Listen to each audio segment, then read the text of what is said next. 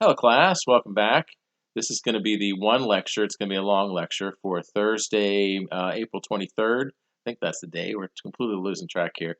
Um, our one topic of the night is going to be to talk about slavery and the South. I'm going to tell you at the top that this is not an easy discussion.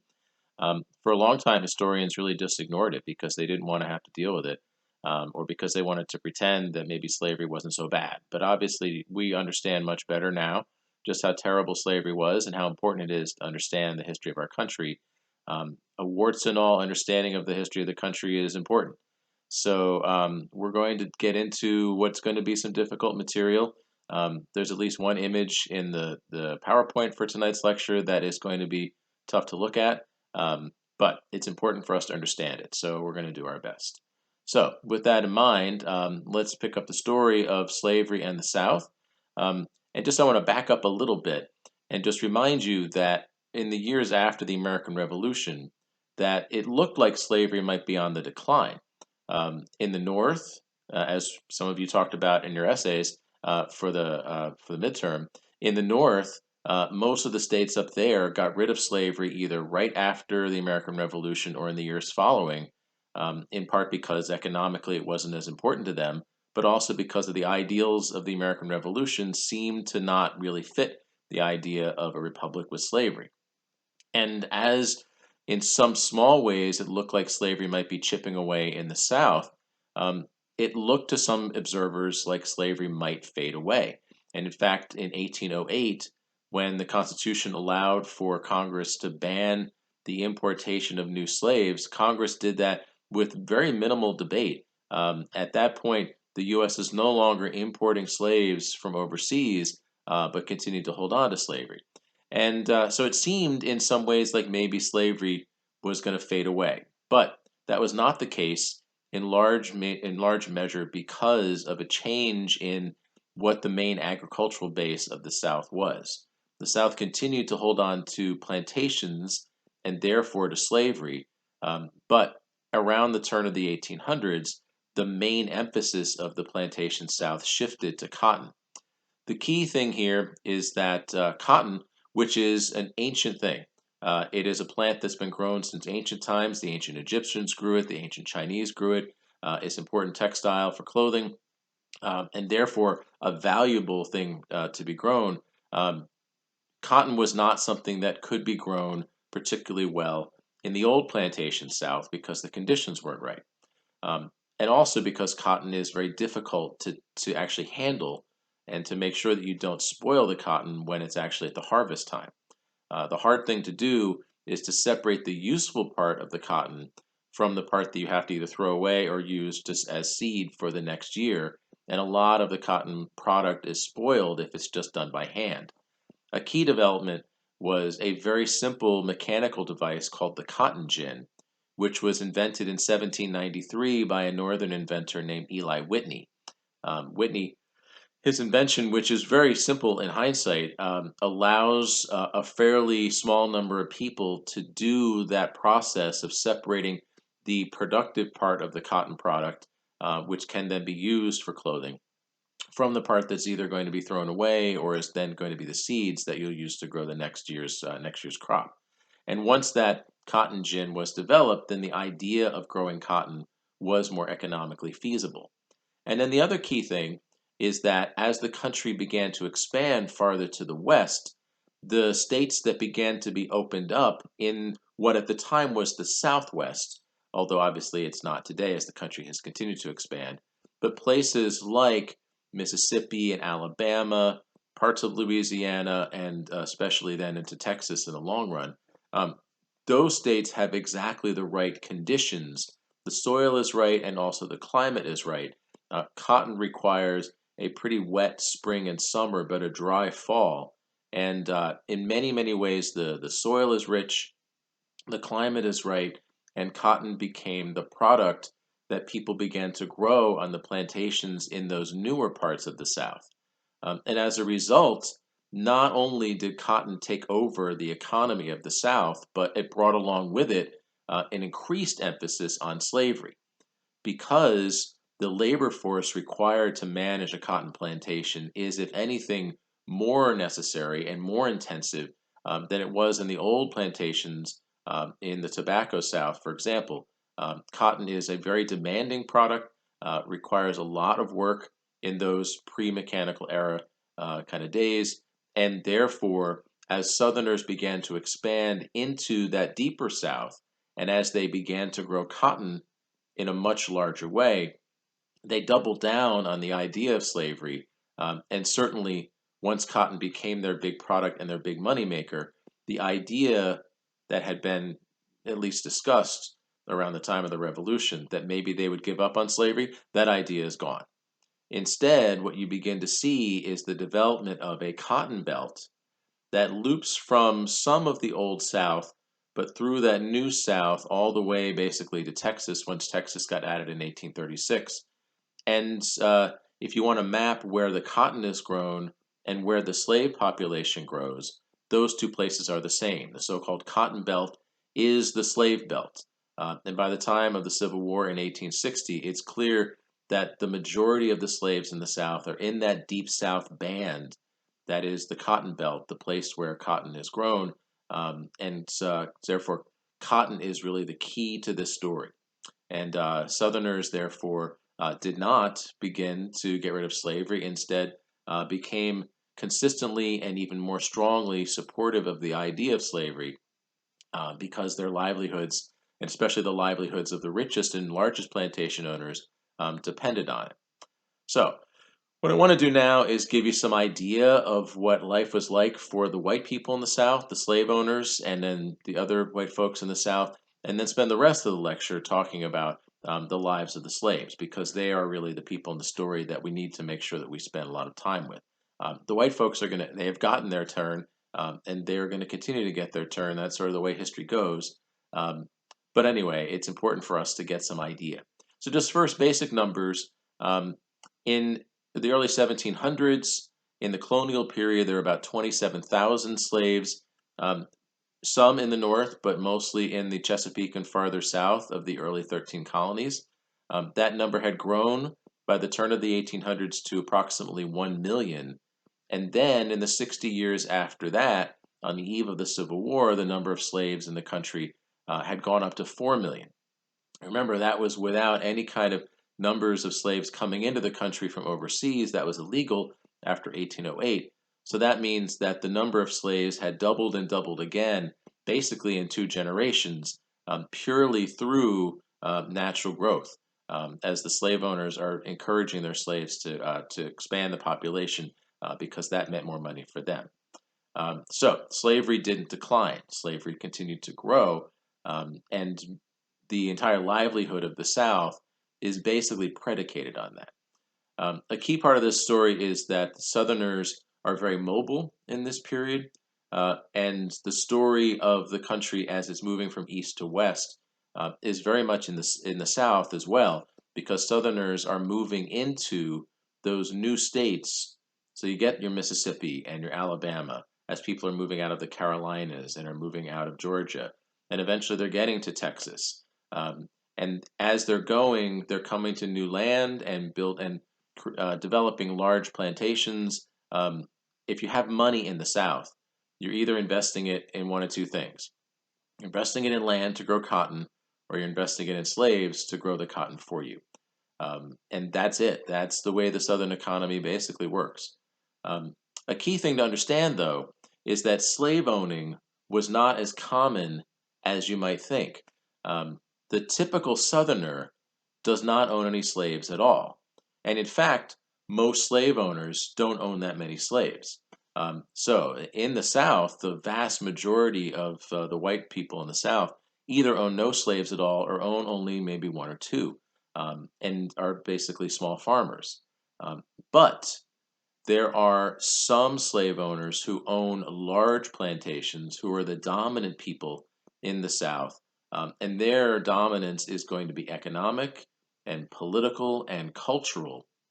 And because they're the ones who are making the money and they're the ones who are really dominating the South economically, ultimately they brought everyone along with them. Not only dominating the slaves with their ownership of so many hundreds, in some cases thousands of slaves per plantation, but also dominating the poorer class of whites. So in the South, there's a class distinction. The rich people, the planter class, they're the ones who have the big plantations. They're the ones who are better educated. Culturally, they're the elites. They're going to have excess wealth. They're going to live in large homes. And they own, in some cases, hundreds or possibly even thousands of slaves. Um, the rest of the white people, the poor people in their community, typically, if they're individual farmers, they're called the yeoman class of farmers, which is an old word that goes back to ancient England. The idea of a yeoman farmer is that they are a family farmer, somebody who is going to just have a small plot of land and grow enough food for them to live on, and are probably looking for support to that local rich person who is going to be the dominant figure in their county or their region.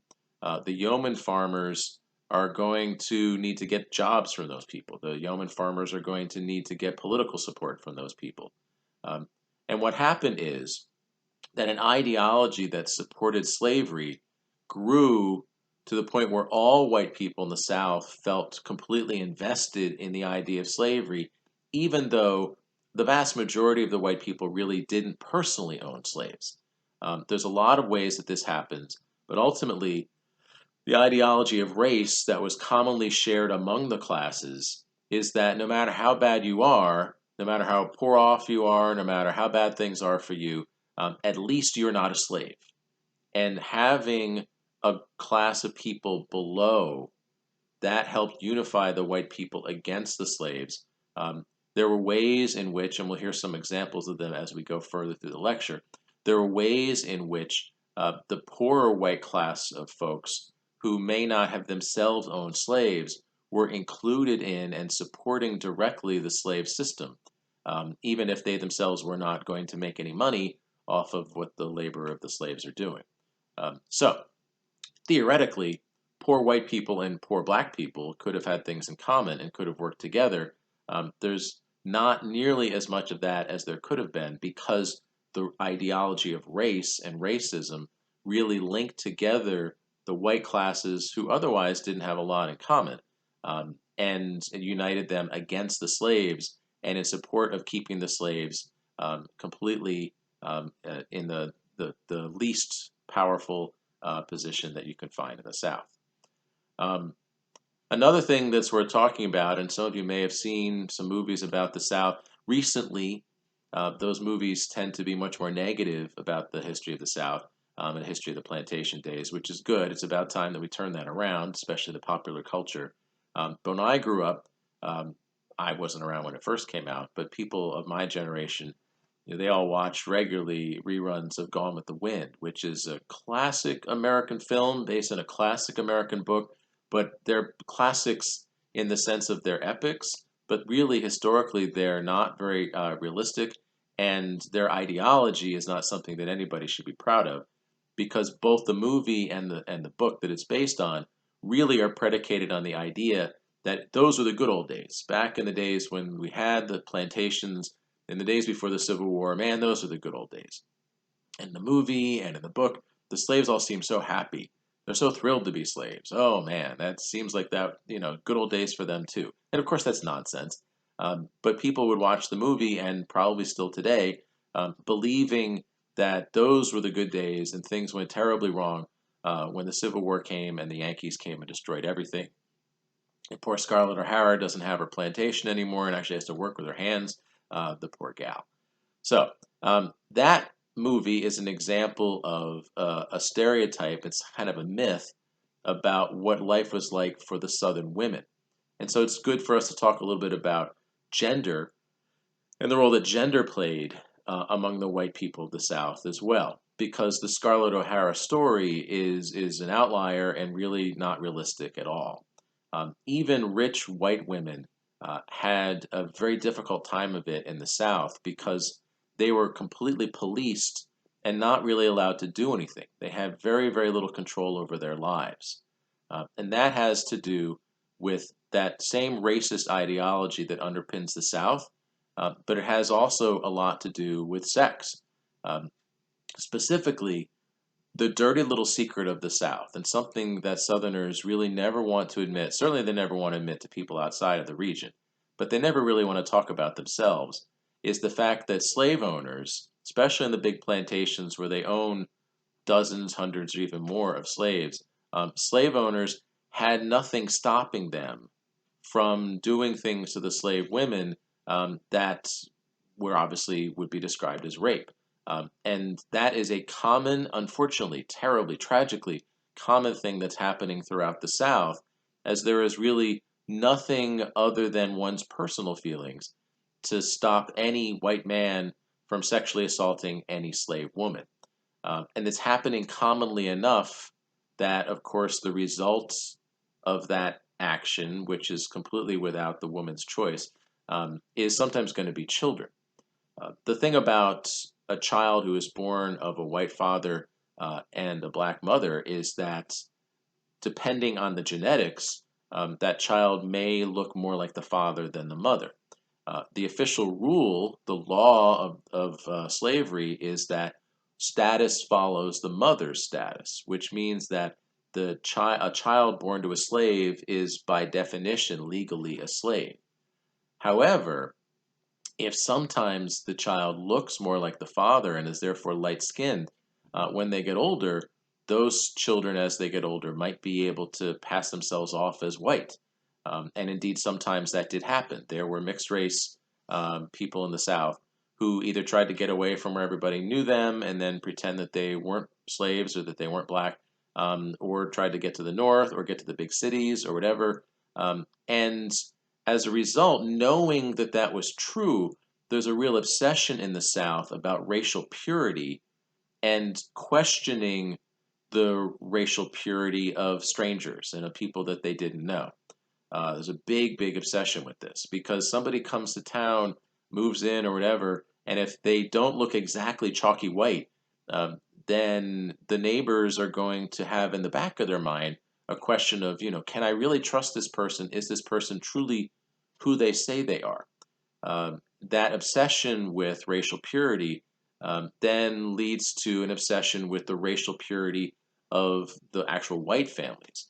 Um, the assumption was the assumption about race and sex was that black men wanted to do to white women the same thing that white men were doing to black women. And therefore, to make sure that the white women's kids, at least, we can be certain that they're white, that they are truly and honestly who they say they are, to make sure that that happens, women were not allowed to go anywhere without having somebody with them at all times. They had to be chaperoned or protected, because the thought was that at any given moment, any black slave, any male slave who sees a white woman walking down the street would just attack. Uh, this led to still something that's seen in the popular culture to the detriment, unfortunately, of many black men. There is this suspicion of black male sexuality that goes back to slavery times. This sort of hypersexualized image of the black male that dates back to slavery times as part of this obsession with racial purity. All right, so what that means for the women of the South is that they really can't do anything. They have almost no volition. Um, they basically are told that they have to stay kind of under the umbrella of their family. They're not really allowed to go anywhere without supervision, which really limits their activities. And then there's a brief moment in their late teens or early 20s when they're marriageable and they're sort of out on the circuit meeting the local potentially marriageable men. But then once they got married, then they joined their husband's household, and then they weren't really allowed to do anything or go anywhere without supervision, which meant that they really couldn't go anywhere or do anything, and they have to just stay in the home and work within the home. We're going to talk a little bit later in the semester about the ideals of domesticity and about women's roles. In the South, it's even more mixed up with these racial ideas. But the result is that for women, they have very little power. They have very little control over their lives. They're not allowed to do anything. They cannot live that carefree, excited life that someone like a Scarlett O'Hara in the fictional story. She's out riding horses and nobody's around, and she can just sort of have adventures in the first part of the movie. That would never happen because women, the fear of a woman in some way having her purity assaulted would just essentially not allow that to happen. Um, so women were, as much as anybody, they were also prisoners of this slavery system. And the thing about slavery, as we'll see as we get through it, is that it poisons so many things around it. Um, so in this case, it poisons sex and love, and it poisons the possibility of femininity or of any kind of gender ideology that involves women having their own choices. That's not possible in the ideology of the South. And that all comes back to this what's happening behind the scenes in the dark in the slave quarters as the white men who control the lives of the slaves are doing whatever they want to the women. A horrible, horrible truth that no one in the South ever wanted to admit or talk about. In fact, instead, the South acts as if, and especially the elites of the South, talk about a code of honor. Southern honor, Southern chivalry is something that they talk about a lot in this period in the 1800s, trying to compare themselves to the knights of the Round Table or to the code of chivalry that you see in the knights in the Middle Ages or what have you. The truth of the matter is that there is much emphasis on honor and dignity among the elites, responding to attacks on their personal honor and so forth. There are duels in the South much later than there are in the North, where the North went a different way culturally. And yet, a culture that's supposed to be based on honor is in fact hiding not only the incredible brutal violence that's happening toward the slaves, but this is special extra layer of violence that's happening on a unfortunately quite regular basis to the female slaves. Not everyone, and certainly not every white guy in the South, is attacking every slave woman that he sees, but it's happening often enough, and it's terrifying enough that it really is going to have this extra added negative effect for the black women of the South. And then this obsession with racial purity on the part of the white Southerners. So I'm not done talking about the White South because a lot of what we're going to hear for the rest of the lecture is going to be about the way the white Southerners, the slave owners, sort of controlled the slaves. But from this point on, I want to try to shift the story and get some idea of what the lives of the slaves were like, and therefore to kind of flesh out our understanding of the slave South in the decades before the Civil War, the antebellum years, as we call them. So the time period here, 1800s to 1860, roughly. The closer we get to 1860, probably the more data we have and some better information about what was happening. But these are trends that I think that we can talk about. So, first thing, the key in the lives of the slaves is that they were being forced to work for no pay by their slave owners, and the slave owners are trying to earn profits and as many profits as they can from the labor of the slaves who they're forcing to work for them.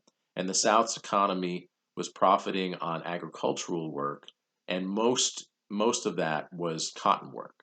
So almost three-quarters of the slaves in the South were doing some sort of agricultural work. There's a variety of that. There's still some tobacco farms in the Chesapeake. There's still some hanging on rice and indigo farms in the Carolinas and a few other things. And there's sugar plantations still down in Louisiana that had been there since the French days. But the vast majority of the slaves who were doing agricultural work are on the cotton farms in that cotton/slave area in the Deep South.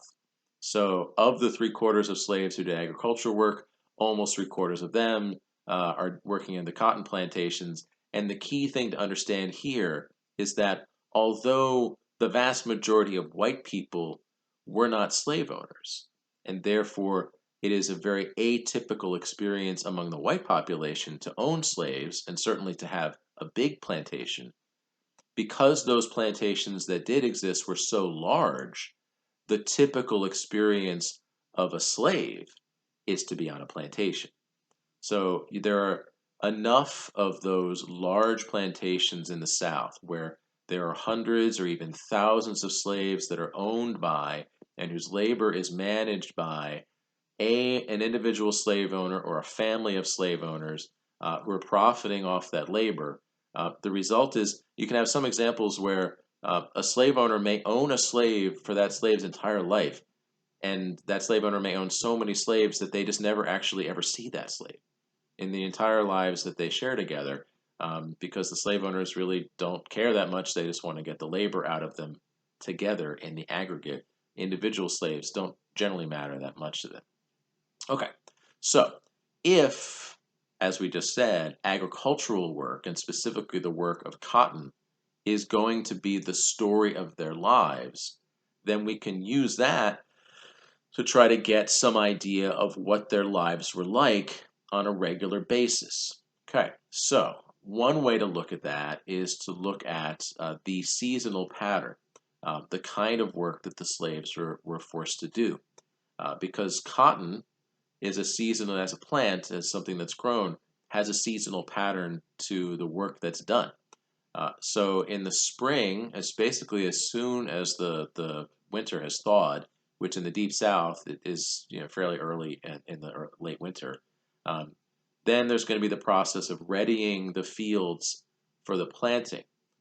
There's a time in the spring when the seeds of the cotton crop are planted.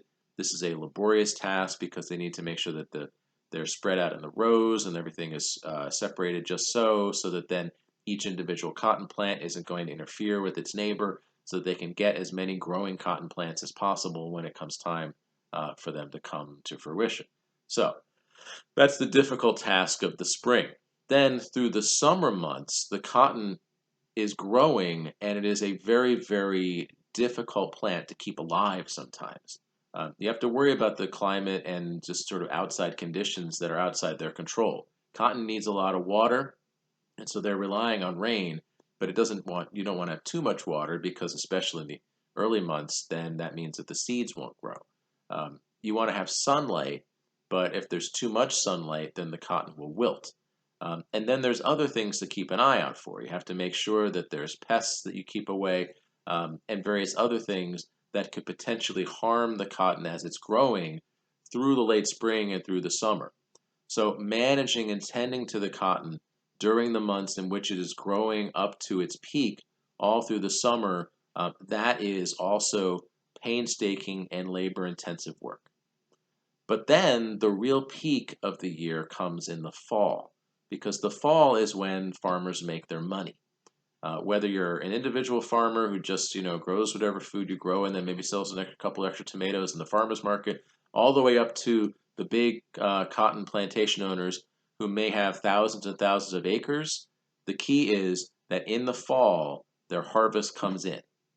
That's when their product, the plant that they're growing, has reached maturity, and it is time for them to have the slaves chop down the cotton and then put it all together and then run it through the cotton gin and take the part of the cotton that is valuable, that's saleable, and then bring that where they can sell it. And so in the fall, it's crucial that they not lose any time because there's not a very long period of time where the cotton is mature and you can cut it down before then it just becomes overripe and therefore not usable.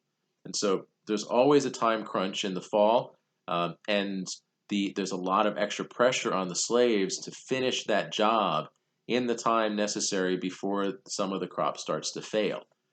And so those are the crucial weeks or month or so in the fall harvest when the work can be almost around the clock. After the harvest and after the slave owner has gotten whatever kinds of profit from what could be 10 acres all the way up to thousands of acres of the cotton, at that point the slave owner, the person who's making all the money, whose labor the slaves are doing everything for, the slave owner should be happy because at least they know how much money they made and they've made a profit in most years. And then they can begin to do whatever they're going to do with that money in the winter while they start to save up and get ready for the next year's spring planting. Which leaves theoretically the winter months, the cold weather months, when the slaves might not be working as hard. Except that in the minds of the slave owners, to let the slaves be idle for any period of time more than just a day or so was something that they thought would lead to trouble. Because in the minds of the slave owners, if they didn't keep their slaves working and busy pretty much all the time, then that would be likely to lead to the slaves to feel like they maybe didn't have to work or didn't have to work as hard, or maybe they get ideas about running away or things like that. So the slave owners don't want the winter months to be a time of rest. The exception is the week of Christmas, which I'm going to get back to later. But other than that, um, the winter months are supposed to be a time for hard work as well. And so the slave owners required the slaves to do important tasks for the maintenance of the plantation during those cold weather months, whether that's fixing or repairing tools or taking care of things around the house.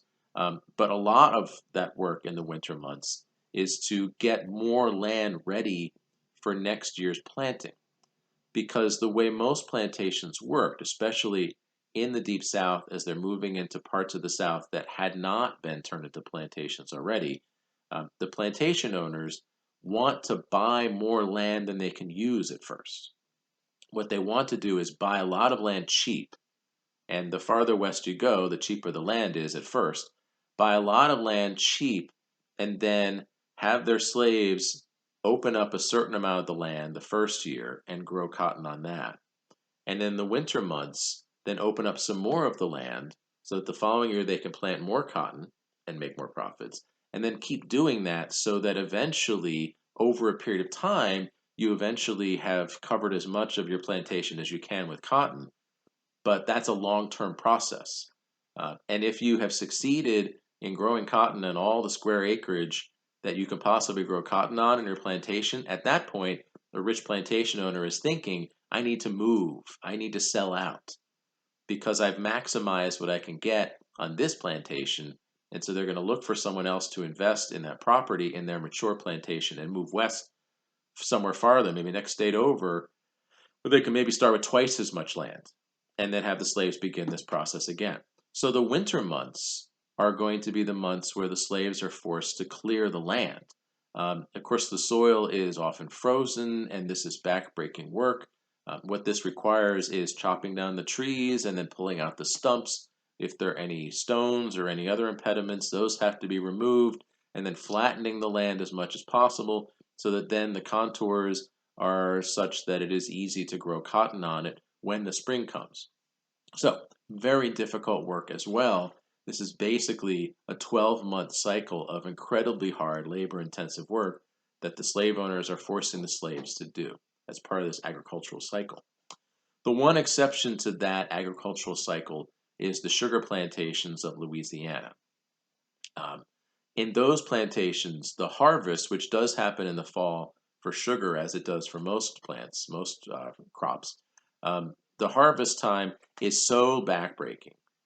It is so labor intensive that slaves die during it. It's not unusual, and it had been for hundreds of years.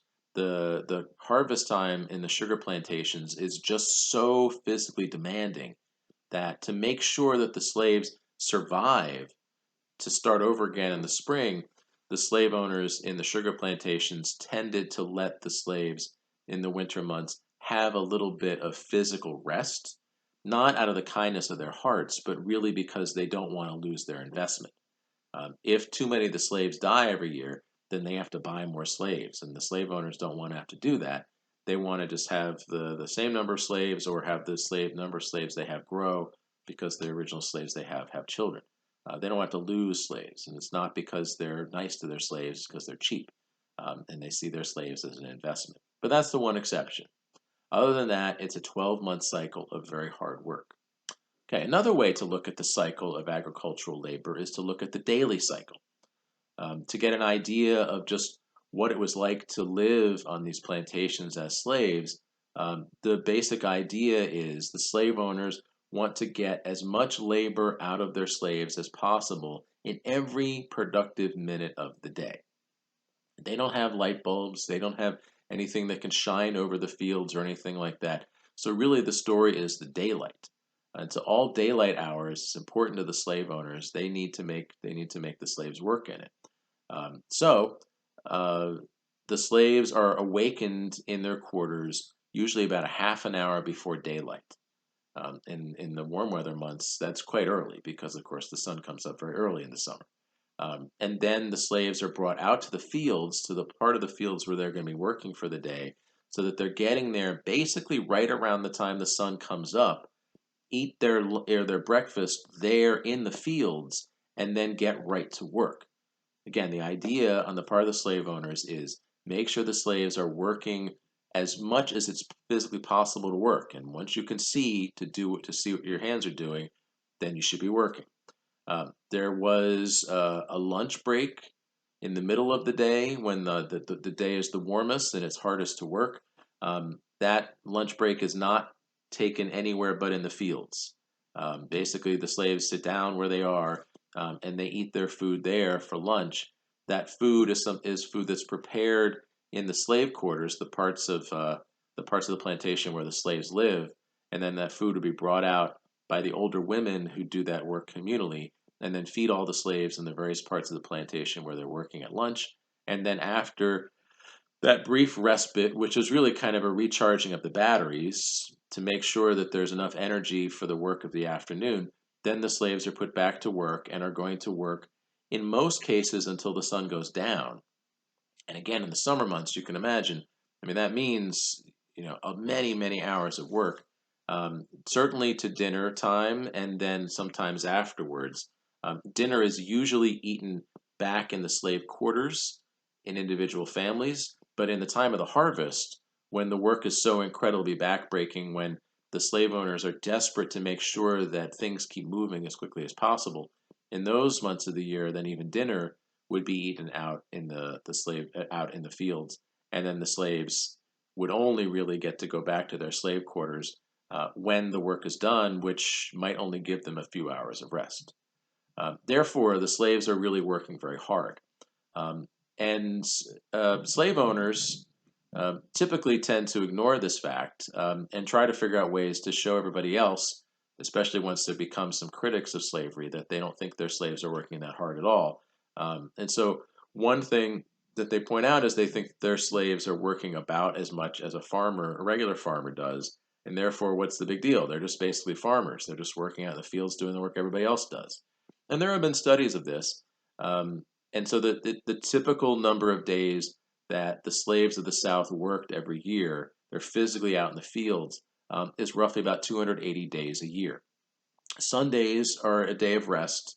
Slave owners justify slavery on the basis of religion, and therefore they take that idea of a Sunday day of rest seriously in almost every case.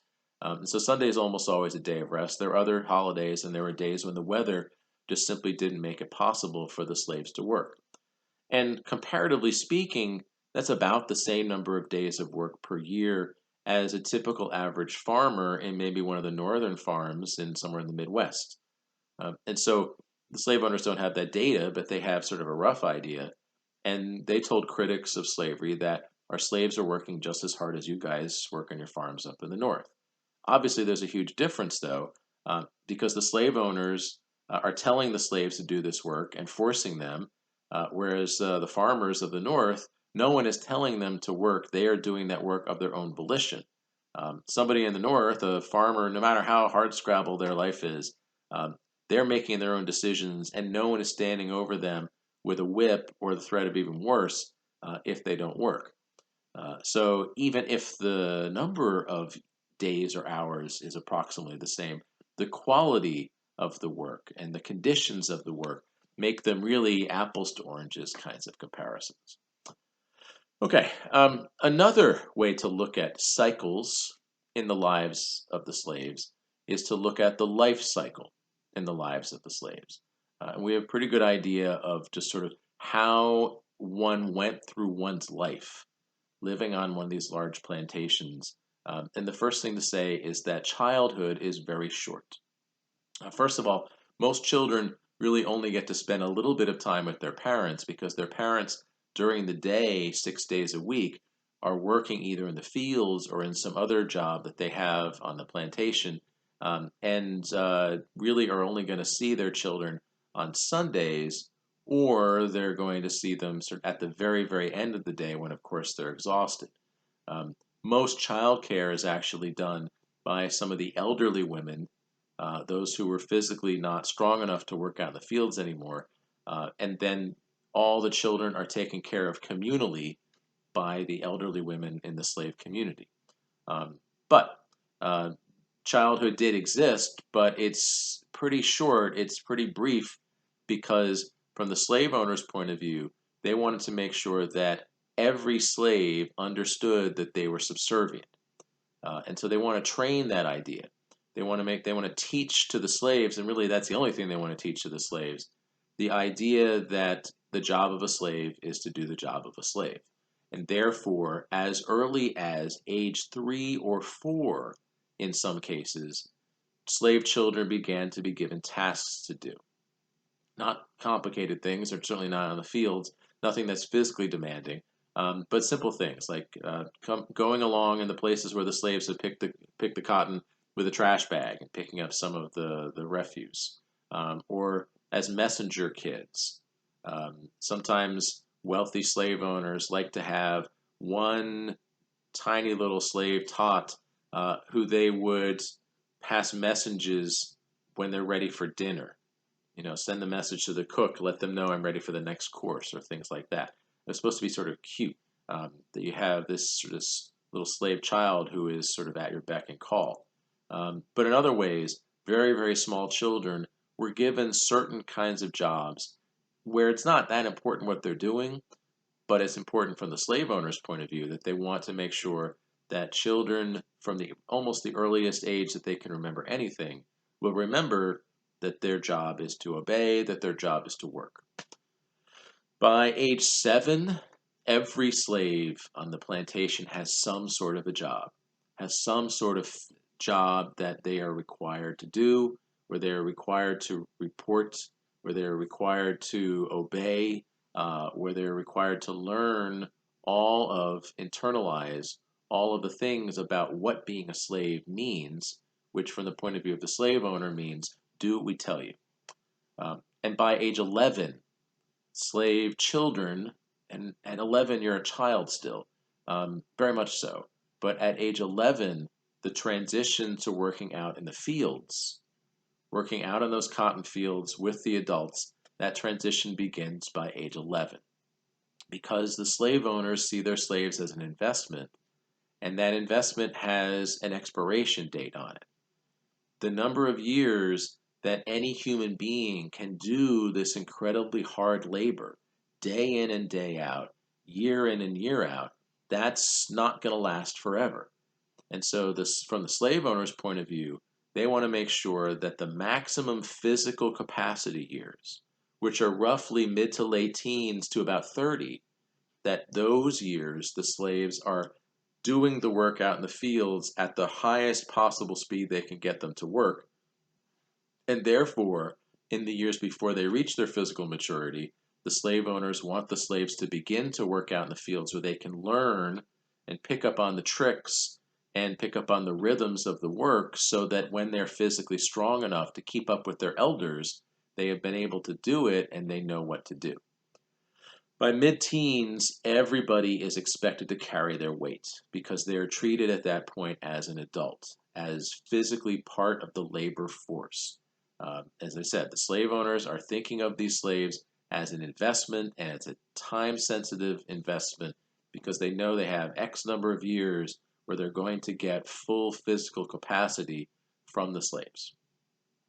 So, that being the case, they want to, they're going to work these slaves not to death, although death, we'll talk about the kind of violence involved here, is there as a threat. But they want to make sure that the slaves are going to work as many physical days of their lives as possible when they're at their peak physical strength. By age 30 or so, slaves begin to just not be able to keep up with the younger and stronger slaves anymore. That's at that point, if you're 30 years old and you start in the fields at age 11, you're basically 2 decades into this incredibly physically demanding work, and the body starts to slow down. It's just not possible anymore, even if they wanted to work as hard, which the slaves, they're not working for themselves. Um, so at by early 30s, the slave owners begin to phase some of the slaves out of the plantations if they can't keep up in the fields with the other slaves who are stronger and maybe younger than them.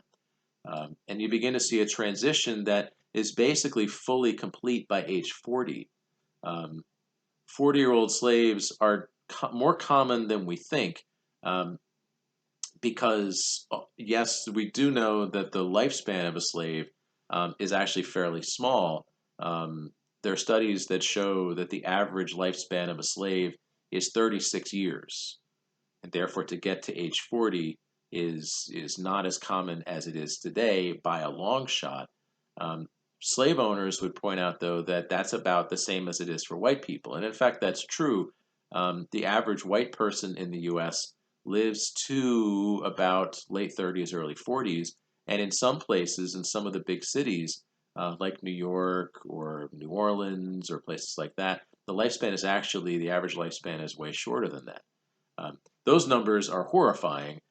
They tell you a lot about the quality of the medicine available in the 19th century in the US. And they also tell you about childhood and how many kids died of diseases. Childhood diseases are much more common than they are today, thanks to things like vaccines and better neonatal medicine and just better parental care. And mothers are in just better physical shape that they can then have healthy babies. And there's so many things that we have that people in the 19th century didn't have, and that's why they have big families, because a lot of the kids died, white, black, or whomever, and that pulls the numbers of average mortality rates way down. So many children died in their first year, that of course is going to pull the average way, way down all over the world and all over the United States, and also that's going to have that same effect for the slaves. There were diseases that also spread rapidly in those days that we've largely eradicated, or we have figured out ways to resolve for the most part. This current disease, of course, we're still working on. It is not really a childhood disease, which is fortunate. But there were big disease epidemics, cholera and other, especially warm weather diseases, spread through some of the big cities, which could sweep off thousands of people in the population sometimes, and also for the numbers, pull the numbers way down. So an average age of 36, basically, if you have a mortality rate of 36, that means that 50% of people who are born in a given year are going to make it to age 36, and 50% are not. But if you take out all the children who die at before age 2, then actually there's a decent number of people who are slaves who are going to make it to their 40s and beyond. Um, Slave owners kind of hate having older slaves, because from the slave owner's point of view, that's someone who they have to feed and give clothing and shelter to, who they're not earning any money from. The slave owners see their slaves as an investment. They are financially and legally responsible for the well-being of any slave that they own. But the slave owners, for the most part, complain behind their backs, and sometimes not just behind their backs, that they have to make sure that the older slaves who can't work in the fields anymore, that they still have to feed them. Um, but some of these older slaves do have other responsibilities that are helpful around the plantation. Some of them are taking care of the horses and doing other kinds of maintenance work. And then there are slaves among the older class, as well as some younger slaves who have been picked for one reason or another, who are working directly for the slave owning family. So there's a subset of slaves who aren't working in the fields, and it varies from plantation to plantation, but there's a significant number of people required for the maintenance and the upkeep of what are supposed to be sort of the prized possessions of the slave owners, the way in which they kind of show off their wealth and their power, which is their homes. On the plantations in the South, the home of the plantation owner is always called by the slaves. Universally, they call it the big house. And the big house slaves are the slaves who work in and directly support the people who live in the big house. Um, and that work is definitely less physically demanding. The work that's going on out in the plantation fields is sun up to sundown, sun beating down on you, physically hard work of toiling in the fields all the way through the harvest time. That is incredibly physically demanding. The work to take care of the home, although physically demanding by our modern standards, because they don't have any of the modern conveniences we have, nevertheless is less difficult. And so within slave culture, there is this sort of subset that saw themselves, and sometimes were seen by the other slaves, as kind of luckier, um, who saw themselves kind of as an elite in some ways. So the big house slaves, and their lives in some ways were easier. They were better clothed. Their work was less physically demanding. Um, Treatment was usually better, but not always. And there are reasons why one might prefer to be one of the big house slaves, but there are limitations because if you're one of the big house slaves, you don't really have time off. Because if you're one of the big house slaves, you sleep in the big house. That's where the slave quarters are, and you're going to sleep in a tiny little room or cot or something somewhere, and you're on call effectively 24 hours a day. You may get rest, but at any moment you may be called upon by a member of the family to do whatever task that they demand of you, and therefore, although overall your work may not be as hard, you're not going to get the time, even if it was fairly short in the evening, where the field slaves are able to just physically recharge, get some dinner in them, and then sleep and recover for the next day's exertions. The big house slaves have to sleep kind of with one eye open. Um, and although they're maybe dressed a little bit better, and although maybe the slave owners actually know their names, that can be a double-edged sword because the kind of sexual violence that I've talked about is something where the big house slaves who are women have to be on their guard even more because they're right there where the men are, and so that's a dangerous thing, kind of a double-edged sword. But still, in some ways, the big house slaves had it better, and we know of examples where the slaves of these two different sort of classes would talk to each other, compare their lives, and the big house slaves would say, "Well, our lives are a little bit better than yours." They tended to be older because they're not physically strong enough to work in the fields, or they had been chosen for another reason. Sometimes they're chosen because they're lighter skinned, and the slave owners prefer to have slaves who are not as dark working for them directly. And there's a variety of other reasons why sometimes the big house slaves are who they are. All right, as I said, though, the life of any of these slaves is probably going to be shorter than that of the average white person, although all medicine is bad in those days, and everybody is working pretty hard, and their lifespan is not that long. But even if the lifespans are comparable, uh, certainly the life of a 50-year-old slave who has spent their entire 50 years owned by other people, being forced to work for other people at the threat of violence from those other people, with all the other psychological and terrible other tortures that go into slavery, means that that is going to be 50 very different years than the life of a 50-year-old white person who, no matter how poor or whatever the circumstances may be, don't have to worry about those existential and physical threats on their life. So again, sort of an apples to oranges sort of a comparison. Okay, let's talk a little bit about the living conditions of the slaves, because as I said, the slave owners are required to, by law, to provide certain basic things for the slaves. There are laws that require that the slaves are fed and clothed and given a roof over their heads. And the slave owners complain about this sometimes, especially when they have slaves who they don't think are as productive, and they think the slaves are taking advantage of them. Obviously, that's ridiculous because the only people being taken advantage of are the slaves. Food works like this. Each family or each cabin living in the slave quarters would be given a weekly food allowance by the slave owners, and so it's typically given out on Sunday or Monday, and that's the food that that family or that group of slaves living in that cabin are going to get for the week. And it's not going to be food, it's not going to be such a small amount of food that they're going to starve to death. In fact, it is almost unheard of to hear of a slave who is not fed well enough to get up in the morning, who is not fed at least a bare minimum. The rare cases where we hear of total malnutrition or starvation of slaves in the South are not on the big plantations where the slave owners see their many slaves as investments who can make them more money. Instead, the rare cases where we hear of slaves basically starving to death or having not nearly enough food to get up and do their work would be cases where they are owned by poor farmers who really probably couldn't afford to have an additional person in their household. And probably that poor farmer is also starving to death, or at least not doing well with their diet. It's very rare. The slave owners want their slaves to have enough energy to do the work day after day after day.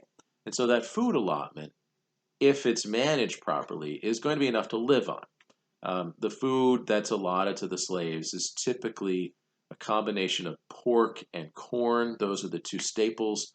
Not the good cuts of the pig, those are reserved for the big house, but instead, sort of the lesser cuts, the less charming and fruit and flavorful parts of pork, but still enough you can live on, and that you can cook and sort of mix around and come up with a diet that at least you can survive.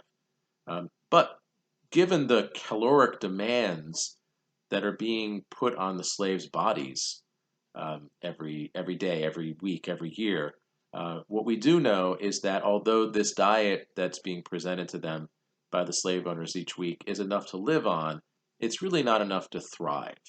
One of the reasons why there is sickness, especially infant sickness and maternal sickness, is that clearly those slaves who really require more food because they're in a delicate physical position are not being given enough.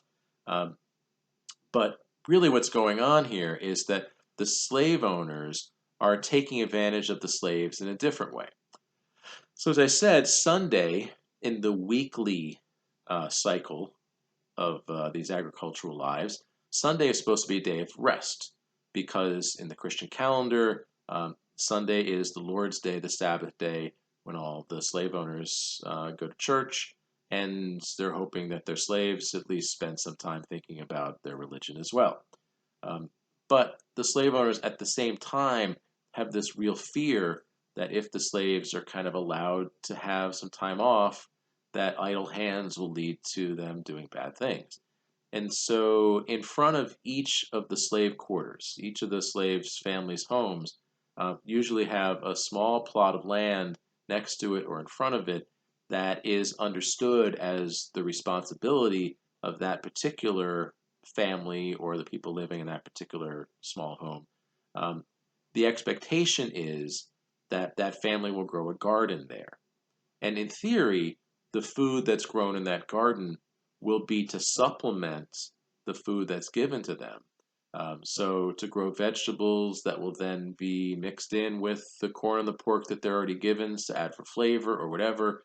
But the reality is that to truly live, to truly thrive, to be able to meet the physical demands of their work, that vegetable garden needs to be as productive as possible for the slaves to really get the food that they need. And therefore, what the slave owners are expecting to happen is that on Sunday, the so called day of rest, that's the day that that family will tend to their garden and make sure that the garden is going to be coming in. So they'll be doing additional agricultural labor that's supposed to be for themselves, but really is to make up for some of the limitations in the food that they're being given. And so even the Sunday day of rest is essentially poisoned by the idea of slavery and by the way the slave owners are trying to squeeze every possible amount of labor out of their slaves. So that's food. And like I said, enough food to live on. That's the bare minimum. As for clothing, similar story. The slaves were required by the law to be provided with clothing by their slave owners. And typically, the way this worked is that the slave owners would give the slaves a yearly allotment of clothing. Um, so typically this happened during the last week of the year. During the Christmas holiday week, the slave owners would distribute on Christmas Day or right around there to each of the slave families the clothes that those family members would get for the year. And they would make it look as if they were giving the slaves presents.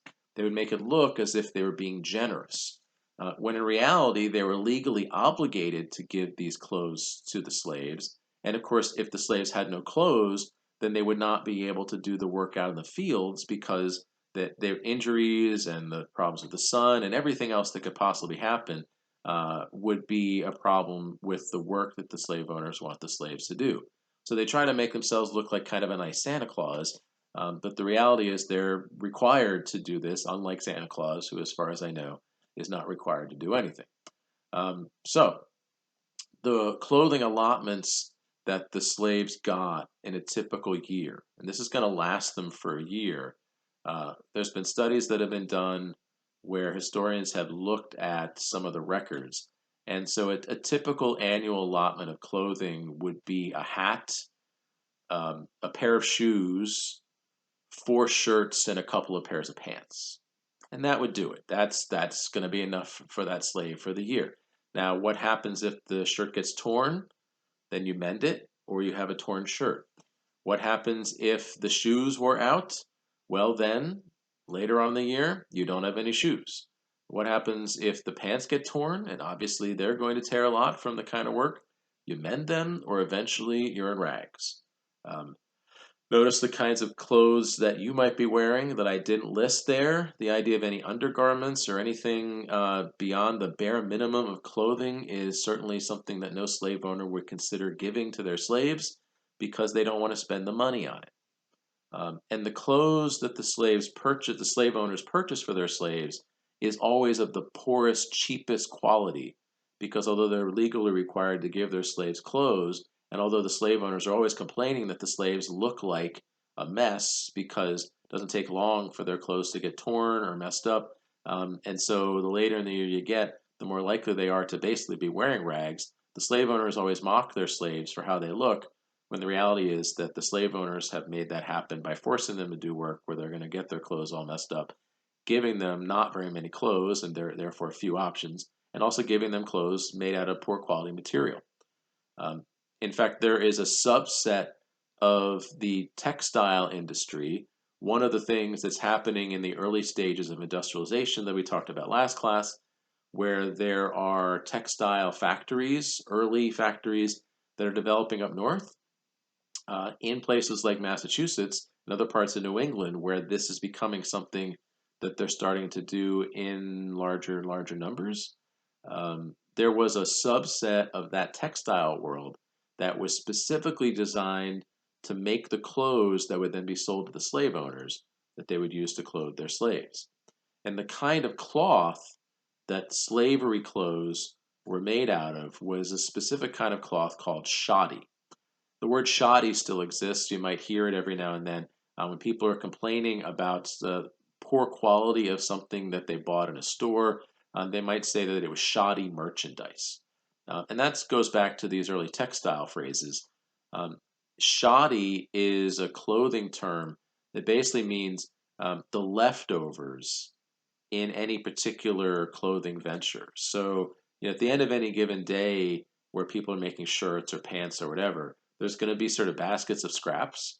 Um, there were textile factories up in New England where they would send people around to the other textile businesses at the end of the day and buy up their scraps and then take that back to their factory and sort of pull it apart and then sew them back together and turn them into some kind of clothing, whether it's pants or shirts or whatever. So obviously the quality of that's going to be very poor. It's already been torn apart a few times, and then you turn that into a shirt, and then you sell that to a slave owner, then gives it to a slave, and obviously it's going to rip. Obviously it's going to be very poor quality material, but it's also cheap. And cheap is the byword there. The slave owners don't want to spend any money on their slaves. The bare minimum is their goal. And the bare minimum is also their goal for the living quarters, the shelter that's provided for the slaves by the slave owners on the plantations. Basically, if you look at a map of any plantation, you've got three areas. You've got the big house, which is going to be in sort of a grand position. If they can afford it, they're going to have all sorts of outbuildings and a place for their horses and sort of an open space in front that will kind of look like a lawn or where the children can play or whatever. Then the majority of the plantation will be the fields where they're growing the cotton. And then there's a section where the slaves live, the slave quarters. And in the geography of the plantation, figuring out where the slave quarters is probably is the first thing that you do because the slave owners want to be as far away from the slaves as possible. So on their plantation, they're going to locate the slave quarters in a place where they know you'll never be able to grow cotton. So where the soil's not as good, or where it's muddy or swampy or whatever, put the slave quarters there, and then put the big house as far away from the slave quarters as possible. The slave owners don't want to hear the slaves. The slave owners don't even want to see the slaves. In fact, if you're really rich, you're going to have a separate house. So the big house where the family lives, but in the nearby courthouse town or the county seat or whatever, things like that, really wealthy slave owners are going to have another home where they're going to spend, especially the summer months when there's sickness and illnesses that they're worried about, and they're going to go there. The slave owners don't want to see their slaves. The slave owners don't want to interact with them. The slave owners are kind of scared of their slaves. The slave owners are worried about the diseases that they fear that the slaves are going to spread, especially in the warm weather months when those kinds of diseases like cholera and malaria and things like that are more commonly spread. The slave owners want to get as far away from their slaves as possible. And they certainly don't want to hear the things that are happening to the slaves. They want to be in their own little bucolic oasis as far away from the slaves as possible. So that means that there's a section of the plantation where the slaves live, and it's going to be small, it's going to be crowded, it's going to be not good land for growing things, despite the fact that they're going to expect some sort of family gardens outside of each of these slave quarters. And then they're going to be the bare minimum of shelter. You're basically talking a roof and four walls, and that's pretty much the story. Um, it's just a dirt floor. It's a single story inside.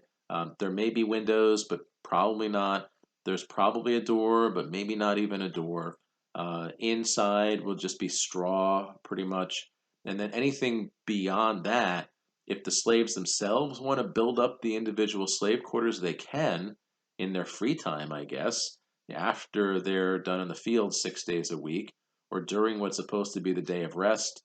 They can maybe get some lumber if they can find some somewhere and build something where they can have some shelves or maybe even kind of a half extra story where they can put some beds or things like that. But that's only if they're physically able to do it and if they choose to, which just means that for most of these homes, they're just the bare minimum. They're very close together because the slave owners really don't want to waste any extra space for the slaves. And their water source is going to be also right there. So some sort of a pump or other access to water is going to be there. But it also means that that's probably also where they dispose of their waste. If there's a creek and the expectation is the slaves are going to get their water out of that, then that's the expectation of where they're going to get rid of all their waste, which is going to be one of the reasons why disease spreads so rapidly because their living conditions are just designed to spread disease. They're physically overworked, they are crowded close together, they're fed poorly, and then they have terrible sanitation. I mean, of course, there's going to be illness. The slave owners think that the slaves are just dirty and susceptible to disease, and then they just try to get away from them so that they don't catch the same diseases and get run off by cholera or whatever it might be. When the reality is that they need to give their slaves better living conditions, but they didn't. All right, so that's the way the slaves lived. Let's focus in on each of those individual slave quarters, each of the individual homes that are constructed and that these slave families live in. For the most part, each of those is a family unit. Although extended families, of course, are quite possible, Basically, each of those homes can house 4 to 6 people, more or less, is probably the maximum, unless you have a lot of very small children. And so these are family units, which gets at the question of family life and what's actually happening with the idea of families in slavery times. For a long time, people used to say that there weren't truly families among the slaves because the slave owners really didn't care, and therefore that the slaves just sort of did whatever they did. In more recent decades, we obviously that turned out not to be true as people went back and studied the truth of the matter, and so certainly there weren't many marriages and essentially no marriages that were ratified by any church or were there any legal records. That simply just didn't happen because the slaves are not treated the same way in a legal sense as the white people were. But slaves get married, and slaves have children, and slaves have families, and that happens as often as it does with any other human being. And in fact, the slave owners didn't discourage that. In fact, they encouraged it. The idea of slaves getting married or at least coupling up is going to be something that the slave owners will encourage because it's going to work to their economic benefit. They want the slaves to get together because they want the slaves to have children. The child of any female slave is also owned by her owner. And so, therefore, the slave owners want their slaves to have kids. In fact, they want them to have lots and lots of kids. And so, as a result of that, the slave owners are encouraging their slaves to get together. But it's more insidious than that, and that's pretty brutal. Because the slave owners have other ulterior motives for wanting their slaves to have children. And it's not just because they want to have more and more and more kids that they can then have more and more extra labor as those kids get older. It's also because then they can control the slaves better. Individual slaves who don't really feel the ties of family might be more likely to fight back against slavery, to disobey, to run away, or in other ways to act other than what the slave owners want, which is obedience. If a slave is just sort of thinks to themselves as sort of, it's just me, just my life, then they might talk back, or they might fight back, or they might just in some ways try to not do what the slave owners want. And given that the slave owners want obedience at all times to maximize profit, that's a dangerous thought. So therefore, the slave owners want slaves who will be obedient, and one way they can get that kind of obedience is because of family ties. An individual slave might be brave, or maybe crazy, enough to fight back, or to at least threaten to fight back, or to stand up for their rights that they should have, their individual freedoms. But such a person might be much less likely to fight back if they know that not only they will be punished, but also so will their sister, or their mother, or their kids, uh, or their wives, their loved ones. So the creation of family ties actually, from the slave owner's point of view, creates vulnerability.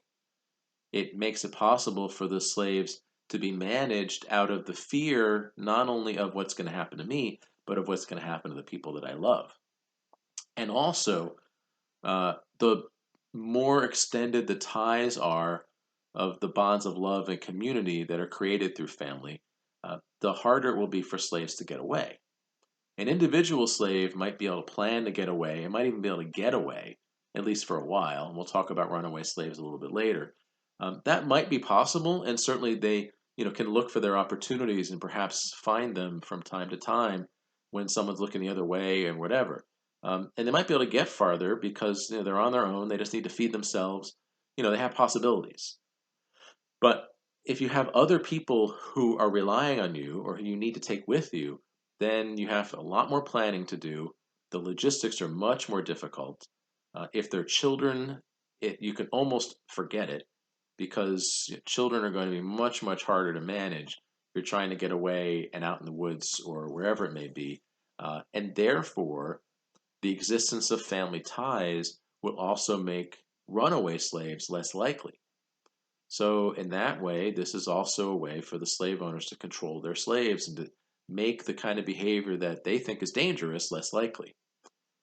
Another thing that can happen with the slaves, with relation to family, as I said, the slave owners are encouraging the slaves to have large families because it's good for the expansion of their labor force. And that continued to be the case even in parts of the South where they really weren't growing cotton anymore, and where financially the plantations maybe weren't really as viable. So if you look at a place like Virginia, for example, which still is growing tobacco the way they had since the 1600s, they're not making anything close to the profits on tobacco that they had back in the day.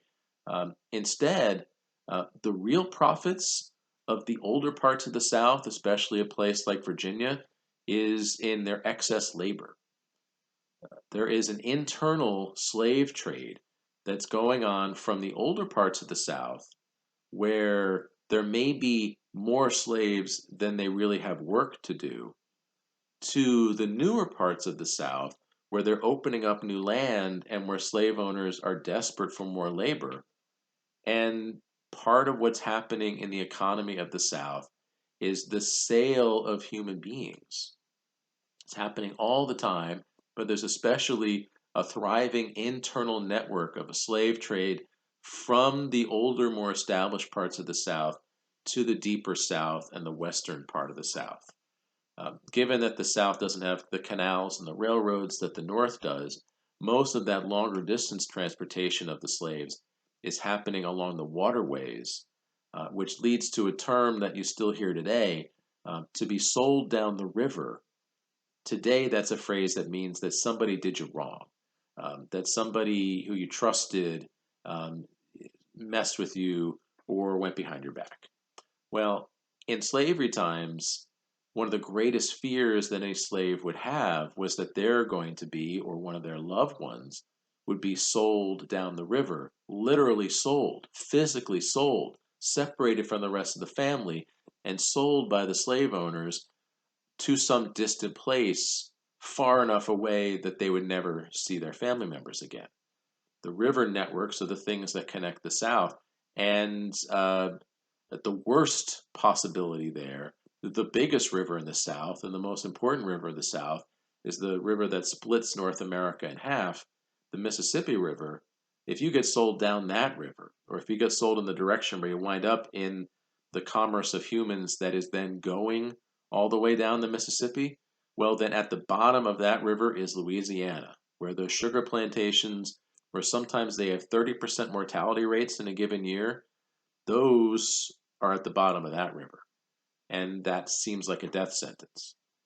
Not only is a family member who's going to be sold away probably never seen again, and in the years after slavery, one of the things the slaves did was try to track down their missing relatives based on land sales or records of human beings being sold, based on rumors or sort of hopes. And sometimes they got lucky, but for the most part, these families were just separated forever, tragically. Um, but also, there is the real fear that the places that they're going to are just going to destroy them. So, that fear of that happening is another way in which the slave owners are going to be able to control the labor of their slaves through fear. Uh, there is tons and tons of fear built into the slavery system in ways that the slave owners use to manipulate the slaves and try to force them to do the work that's going to make the slave owners rich and the slaves just weak, poor, tired, and eventually worn out. All right, that system, that network of selling human beings means that I should stop for a second and talk about what's going on in the South, all over the South, which is that people are being bought and sold. Uh, Slaves are seen by the slave owners as labor. They are seen by the slave owners as commodities that are therefore going to be bought and sold, purchased and exchanged. And there is a thriving network of buying and selling human beings that's happening all through the centuries that slavery existed here and every other place that it existed in the history of the world. which is a horrifying thing to think about. All of slavery is astonishingly evil, but the idea that one set of humans are buying and selling another set of humans is just horrifying. There were auctions, slave auctioneers. It's a whole business in the buying and selling of people, similar, I would say, in some ways to people involved in real estate, where their job is you would sort of take the slave to them and you would say, spruce the slave up, make them, as good an investment as they look like, and then try to figure out somebody who's dumb enough to buy them for as much money as possible. And the auction sites that thrived throughout slavery were all over the South. There were slave auctions in Rockville. There were slave auctions in Germantown. There were slave auctions in Washington, D.C., within mere blocks of the U.S. Capitol, the center of the American government, of the American Republic, predicated on the ideas that all men are created equal. Well, the limitations of that are shown every time a slave is put forth on that auction block within sight of the Capitol. Those people, at least, were not treated as equal. Um, Now, the existence of a slave trade, of actual internal within the United States buying and selling of human beings, one thing that we can learn from that is from the records of those purchases and sales that take place. We can get an idea of what slave owners valued in their slaves. And so it's a horrifying concept to think of people being bought and sold. But the numbers allow us to understand a little bit more about what the slave owners thought was valuable when they're looking for slaves. So, first of all, age is going to be a key element in the price of a slave.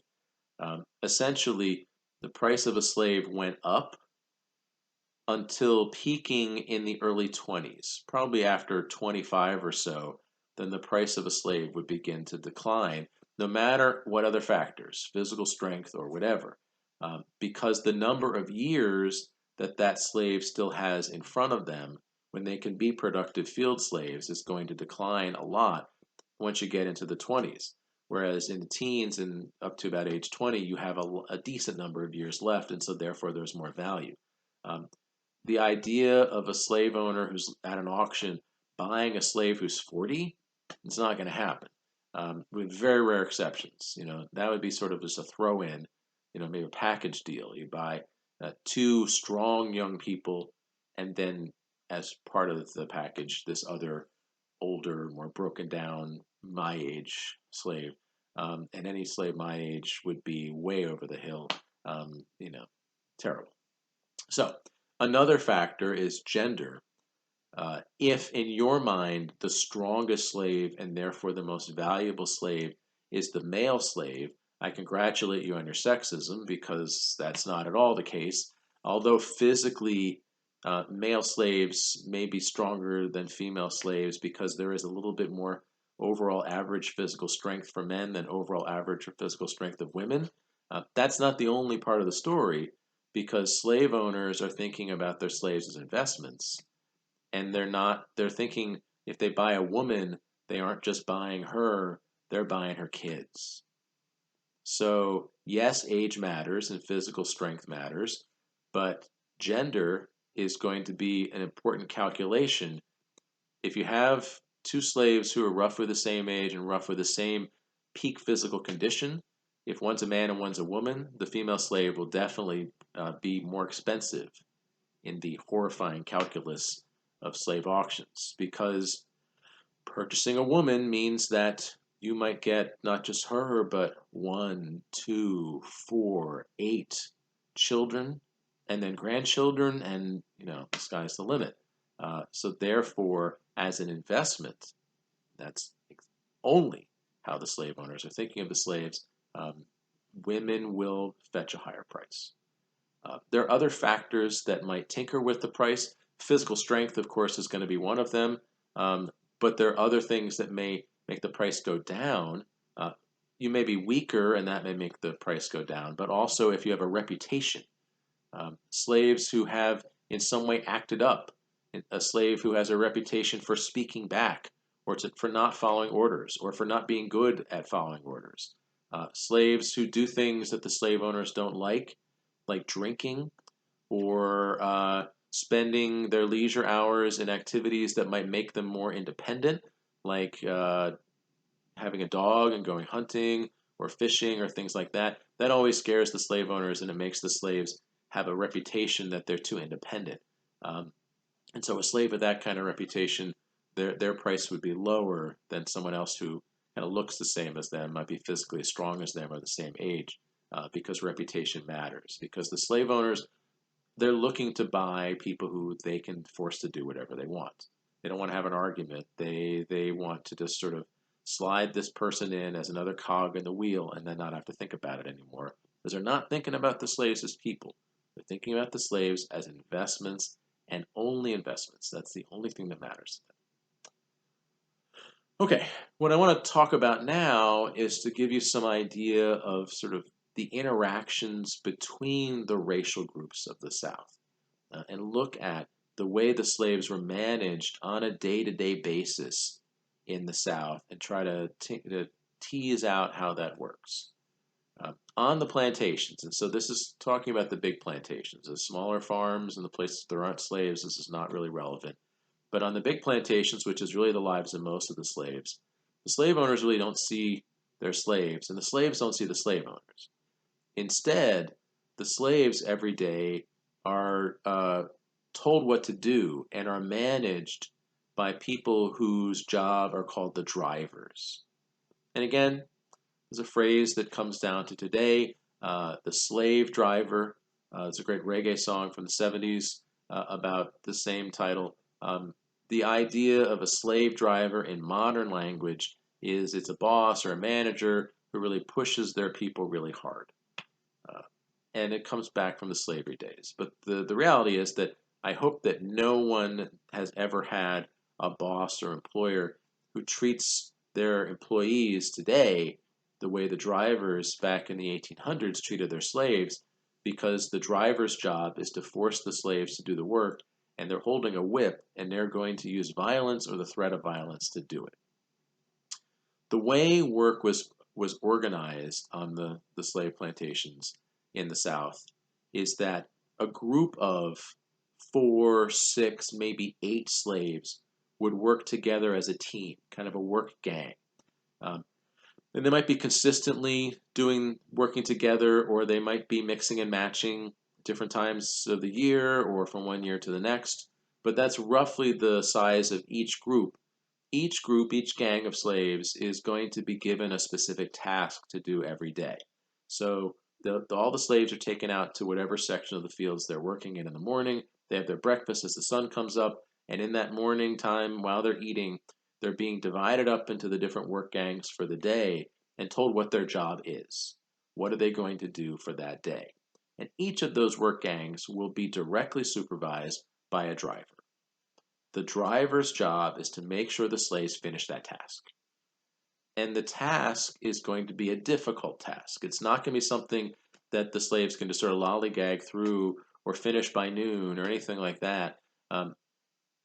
Over the years, over the generations, the amount of work that any particular gang could finish, depending on what kind of job it is, whether it's planting the seeds or raking the fields or the harvest or whatever, about how much a gang could get done in a day was understood by the slave drivers, by the slave owners, by the slaves. So this is a task that can be done, but it's going to require deep and concerted physical labor all the way through the daylight hours. And therefore, it's the slave driver's job to make sure that they set the pace and keep the slaves moving through that task all through the day. And the drivers are therefore the direct face, the sort of the real face of slavery that the slaves see every day, because those drivers are the ones who are driving them, pushing them, forcing them to get that work done. And the driver's job is to get that done any way they can possibly get it done. If they can convince the slaves to do the work, great. If they can promise rewards, whatever. But the reality is that the way the drivers get that work done is by the threat of force. Day-to-day punishments, or the day-to-day threat of punishments, usually are in the form of the driver, because the driver is standing with those 4 or 6 or 8 men and women, and they're holding a whip, and it is clear to the slaves, because their driver's going to swing the whip whenever they think that they should, that they're going to be punished if they don't keep up with the pace. Drivers are hired with one question.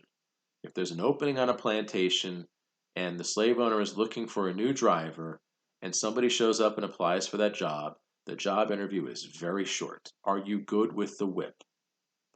If you have any reputation from your previous job that you were not good with punishing the slaves, that you didn't force them to work as hard, that the slaves actually kind of liked you, then you're not going to get that job.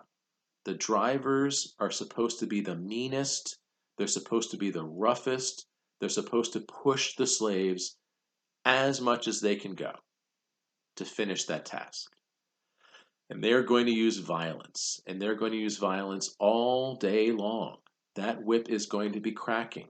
They're not going to necessarily be trying to destroy the slaves physically, because that's bad for the slave owner's investment, but they are going to use the whip and the threat of the whip as a way to get the slaves to work at the speed necessary to finish that task, and the whip is coming down all day long.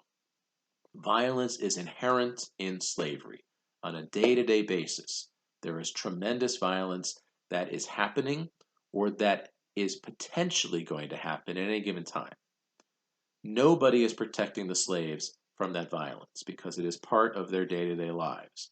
And basically, the drivers and anybody else in the plantation can really do whatever they want to the slaves. The slave owners are limited in the violence that they're going to produce on the slaves by the fact that they want the slaves to work and produce labor and produce value.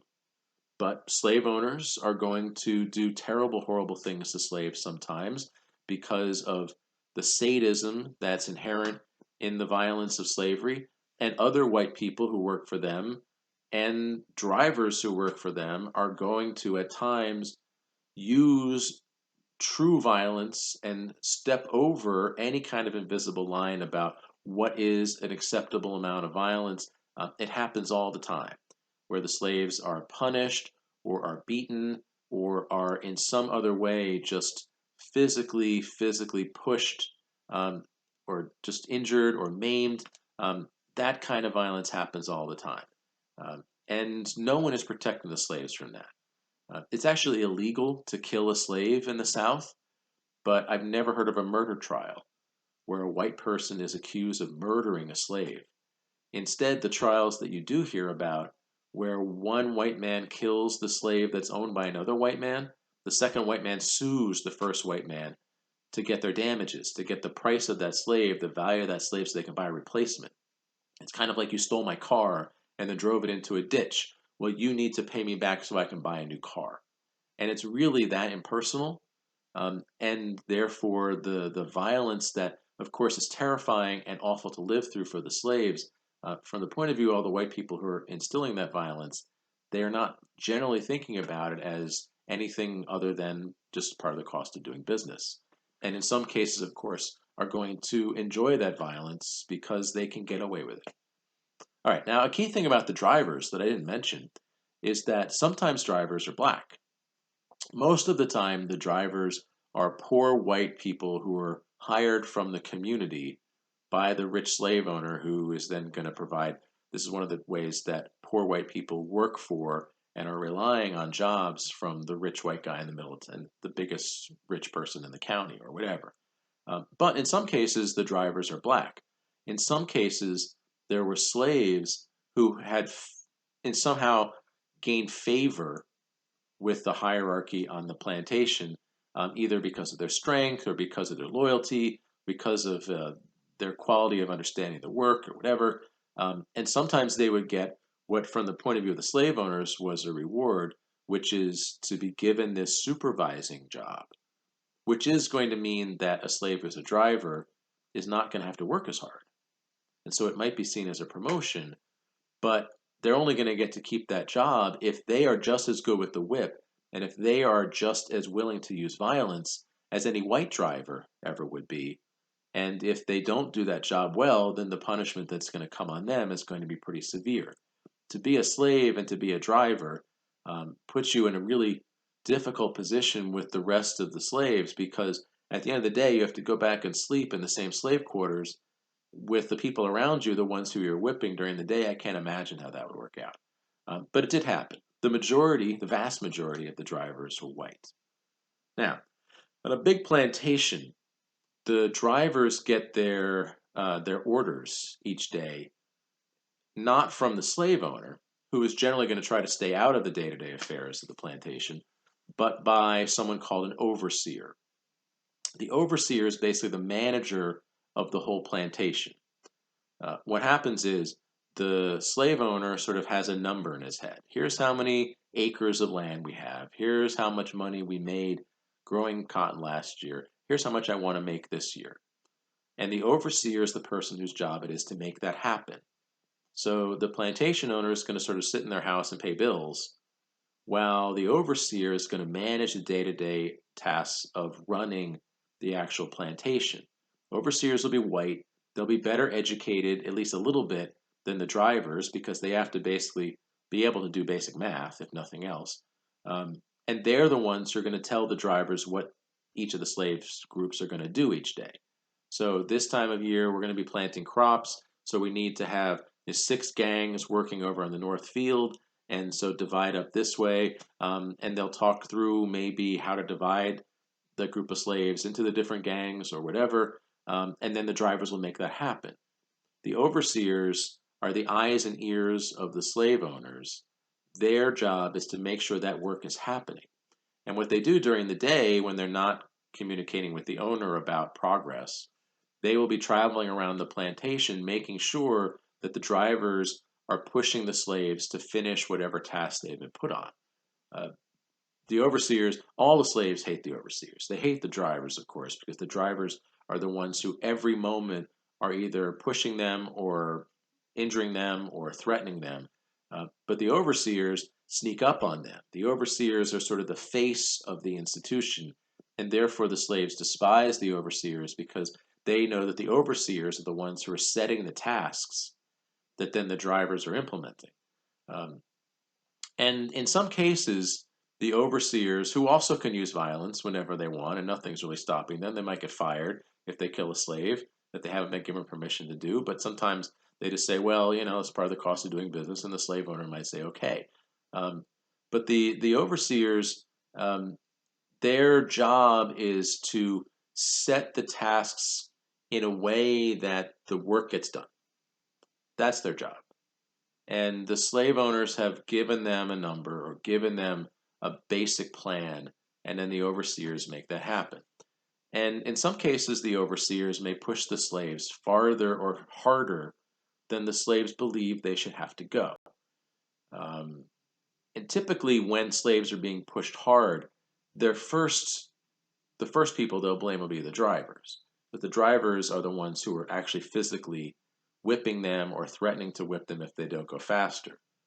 But what they will come to realize is that most of the time the drivers are not pushing them harder than usual because they're just mean, although they are mean, but because their bosses, the overseers, are telling them that they need to go faster because of economic reasons that are really out of the control of the drivers. The drivers don't know anything about the day-to-day management of the plantation. They're just finishing the task. So when things on a plantation get out of balance, when the general sense of how fast or how hard the slaves are supposed to work, that is usually kind of an understood thing within any plantation. When that goes out of balance, and when the slaves are being pushed harder than they are used to going, than they think they should be forced to go, harder than they think they can keep up with, then the overseer is the person that they're going to blame. And in rare cases, when that does happen and they can't find any other alternative, the slaves will then try to get the owner to come in on their side because they know the owners are basically absentee managers. The owners don't know much about the day-to-day affairs of the plantation, and they assume that the owners therefore don't know that a particular overseer is pushing them harder than they can go. And when it does happen, and it does happen at times in the South, what will sometimes occur is that once the slaves say, okay, we can't go any harder than this, we can't do this, they will try to find usually an older male slave, one who maybe the slave owner knows personally, um, maybe like a groom who takes care of the horses, or someone who has been around long enough since their father ran the plantation, or something like that. And someone also who is physically inoffensive, not someone who the slave owner is going to resent or be in any way scared of, and send that person to find the slave owner, which means send them to the big house. They're not going to knock at the front door because no slave ever is allowed to go in the front door. They go to the servant's door and they'll try to pass a message through the kitchen. Can you please let the slave owner know that we're worried about something? And if the slave owner comes, and of course they can ignore, they don't have to listen to what any slave says. But if the slave owner comes to the door and says, what's going on, then that slave, delegated by the rest of the slaves, may tell the owner, listen, this overseer you hired doesn't know what he's doing. He's forcing us all to work harder than we can work. And what's going to happen is we'll work hard for a while and then we're just going to fall down. Then we're going to collapse. And eventually you're going to have a lot of us sick, a lot of us hurt, a lot of us not able to get out of bed in the morning. And it's going to cost you in the long run. And if it's explained that way, in sort of a dollars and cents way, then sometimes the slave owner would just do the simplest thing, which is to fire the overseer, or maybe fire a couple of drivers if the drivers are pushing them too hard, and then replace them with other people from the community, because it's not hard to find an overseer and it's not hard to find a driver. There are lots of poor white people who can either be overseers if they have a little education, or it can be drivers if they have no education, and then slot them in to finish the job. Sometimes the owner might think this is worth doing because maybe the slaves will work harder out of gratitude. Um, but basically, the overseers, they rarely last more than a year or two. They're very tentative in their position. They've been given a difficult job almost always by the owner, and then as they try to do the job, if they push the slaves too hard, usually they're the ones who fall because they're easy fall guys and they're easy to get fired. Um, which means that, well, that's sort of weird if you think about it, that the slaves would go to the slave owner and ask the slave owner for help. Um, what's that about? Does that mean that the slaves see the slave owners as benign, as potential allies? What's going on there? And how do the slave owners feel about the slaves? To me, it's a weird thing to think about because the slave owners are the ones ultimately who are exploiting the slaves. The slave owners are the ones who have created the conditions on that plantation and are earning the fruits of the labor that the slaves are doing at the point of a whip.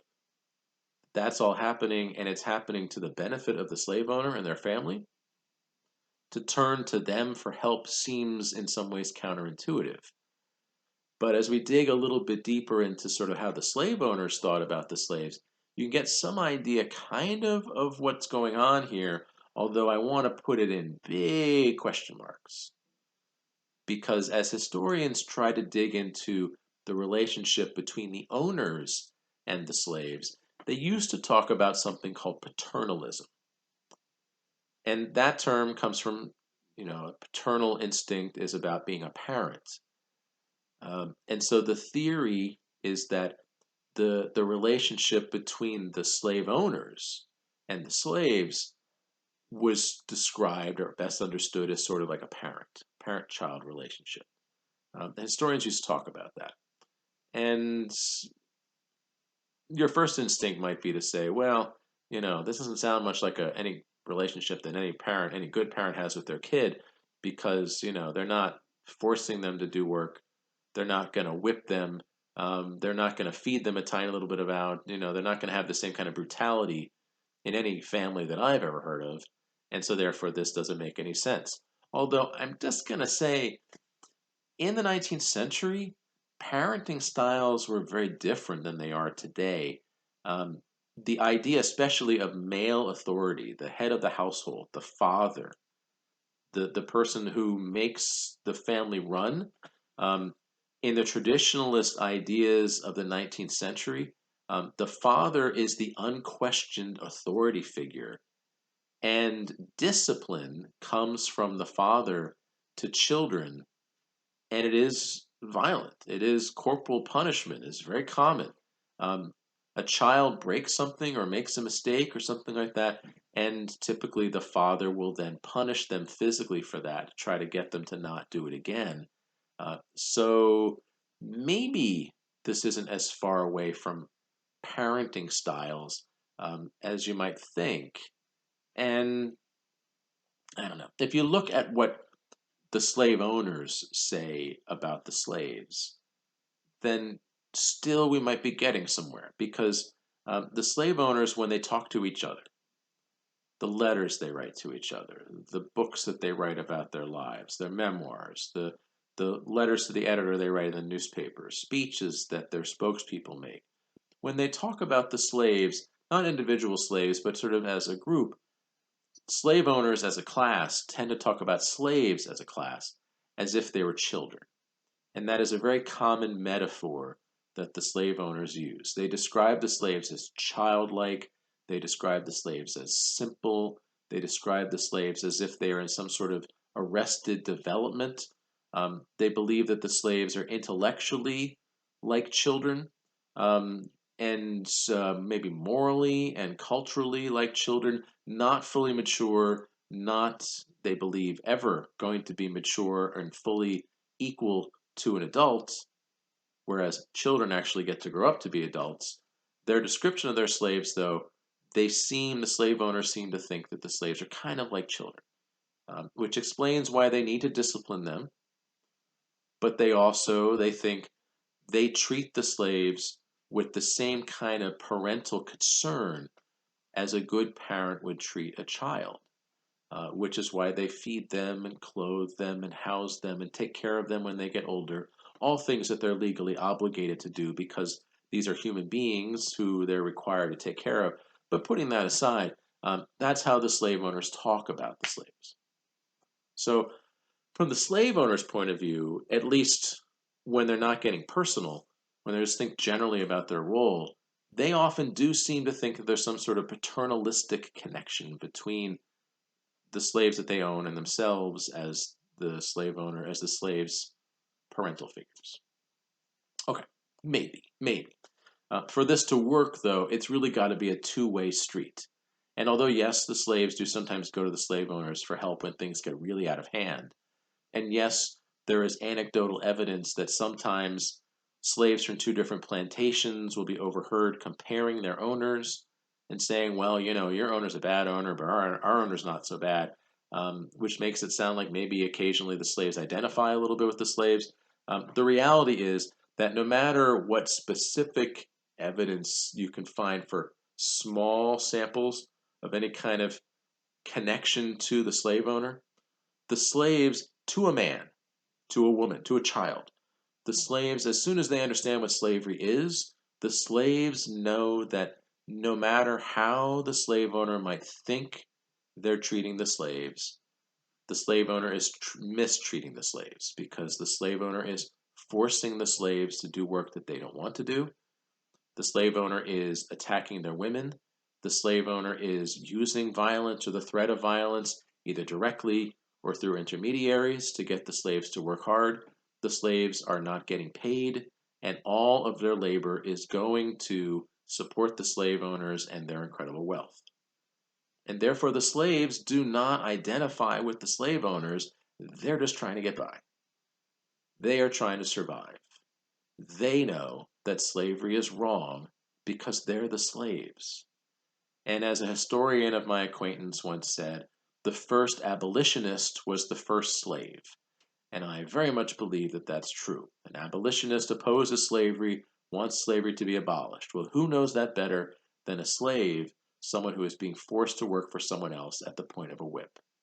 So, paternalism only goes so far in describing or explaining relations between the wealthy class of people who own a lot of the slaves and the many thousands of slaves who are owned. And it certainly doesn't fully explain this relationship, which really, when you get down to it, is one of mutual resentment and one where the slaves do not want to be anybody's child, or anybody's servants. They want to be free. Okay, let's move on from there and let's talk about some of the exceptions in the way the slaves live. So, if that's a lot of the broad contours of slave lives in the plantations, especially the cotton plantations, we should get an idea of that other quarter of the slaves who don't live on agricultural plantations and aren't working in cotton or some of these other major cash crops. So, there are some parts of the South where you just can't grow cotton or anything else and have a plantation. And so there are rural areas where slaves do other kinds of work. In the swampier areas of the South, places like Alabama and parts of Louisiana, where there's swamp regions and you can't grow cotton or sugar or anything like that, there's other kinds of work that slaves are put doing. There's turpentine work, which is a horrific kind of work that's being done in the swamp areas. And there's other kinds of rural work that slaves are being put to do. I mentioned that the South really doesn't have canals or railroads, and so therefore the most important transportation that they have is on their waterways. And so along the rivers, most of the physically demanding work that's being done along the rivers with the riverboats, that's going to be done by slaves. Slaves are going to be the sailors on the boats. They're going to be the ones who are going to be feeding the coal and other supplies into the steam engine that's going to make the paddle boat be able to go up and down. They're the ones who are going to be loading things on and off the ships and the boats as they get to port. All of that work is going to be done by slaves. And then there are slaves who are in urban places. There are a significant number of such slaves because the South, although it's not nearly as urbanized as the North, does have towns and cities. And there are slaves whose lives there are very different from the slaves who I've already described who are living in the plantations. Really, the biggest difference between slaves living in the plantations or in a town or a city, so someone in Memphis or Louisiana, New Orleans, or something like that, as opposed to someone who's living on a big plantation on the Eastern Shore or in a big plantation in Mississippi. Um, Slaves who live in urban places, as a general rule, have more control over their lives and tend not to be punished as severely. Because urban places are places where lives are more cosmopolitan and people intermingle, and a lot of the work that slaves are going to do in urban places gives them more day to day decision making. So, whether slaves are working as store clerks or as barbers, or whether they are working in some sort of shop, um, and all of that work that they might do, they have more decision making authority and they're going to be able to move around more. The slaves in the plantations are basically limited. They have very little places that they can go because they're surrounded by the whole plantation. Whereas if you are a slave in a town or a city, you'll be given tasks to do where you will leave the direct oversight of the slave owner and get to decide, even just basically, what's the route I'm going to take to go finish this job or to go deliver this message or whatever. More people to talk to, more variety in your life, more individual decision making. It is, if you're going to be a slave, which is always bad, it's better in a city. And the punishments seem to be not as severe in general for slaves in urban places. Basically, the psychology there seems to roughly be it is a little bit harder for a slave owner to whip a slave when your neighbors might hear.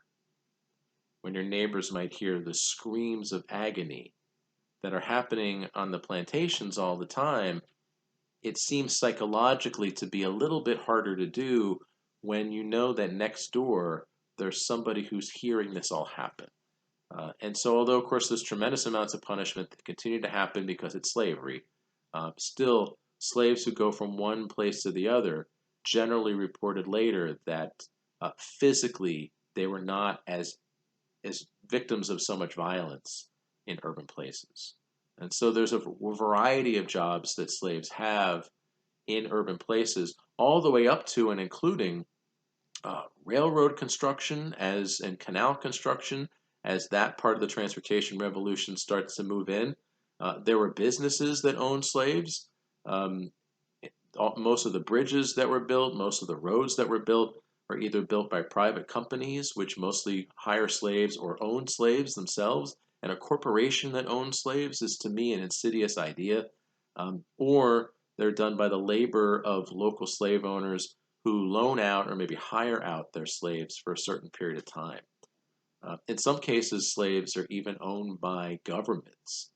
So there might be city governments or county governments that own a number of people in the name of their elected voters. I mean, that's a crazy thought, but in this government that's supposed to be constitutional of the people and by the people, they can have local branches of that where they own people, but then they have them do things like road construction or bridge repair or things like that. That's happening all over the South as well. And as the South starts to slowly industrialize, you're going to see slaves are involved in mining, slaves are involved in some of the early textile factories, as that starts to happen in places like Richmond. Um, Shipbuilding is something that slaves are going to be doing, especially in Virginia. Um, and there's a surprisingly wide variety of work that slaves are doing beyond just the typical average plantation slave that we've talked about. There's one other exception to the rule that I skipped past because I just wanted to mention it here.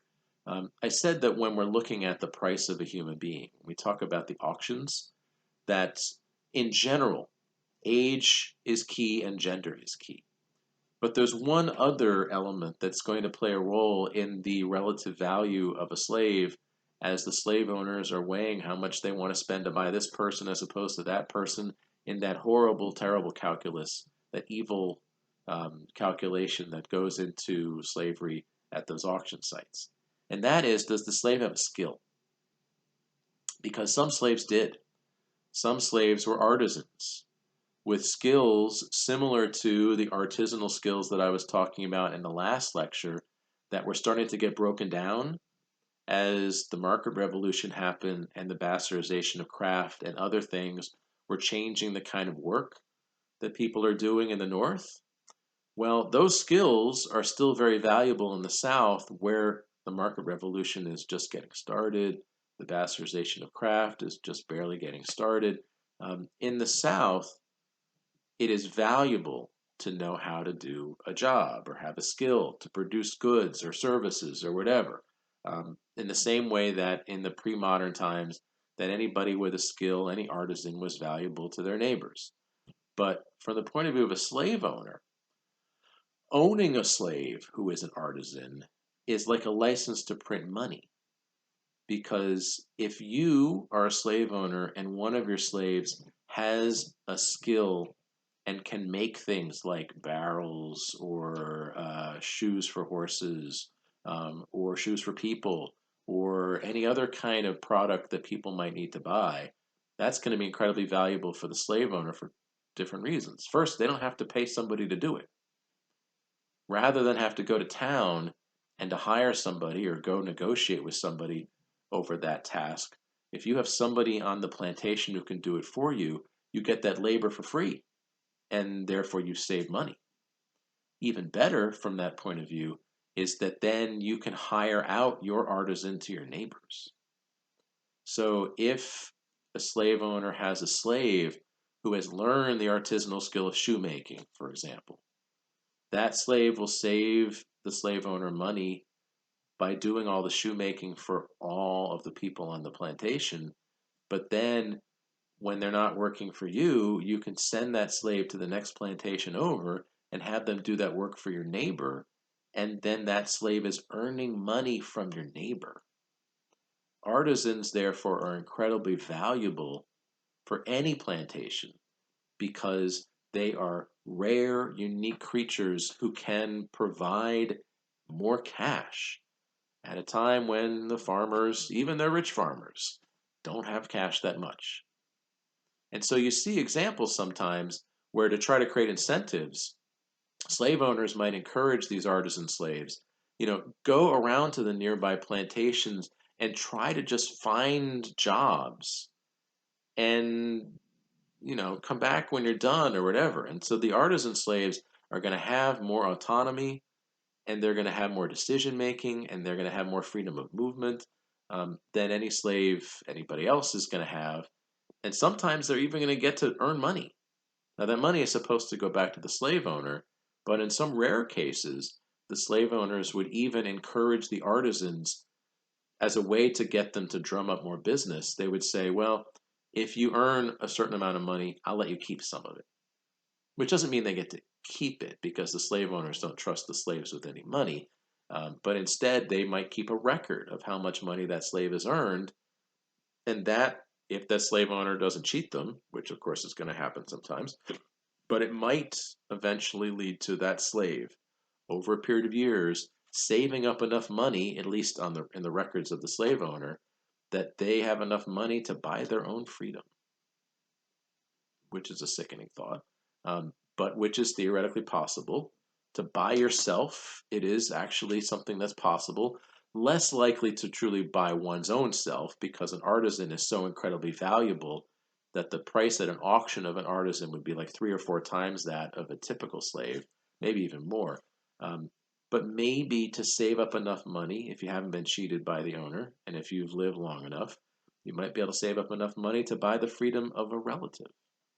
Maybe a young nephew or a grandson or something like that, who is physically strong, maybe able to then go off and work independently, maybe begin to earn their own money, and maybe begin to save up enough money to buy other family members.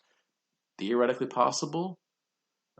The artisans are in a unique position because their work is so valuable that stuff like that can happen.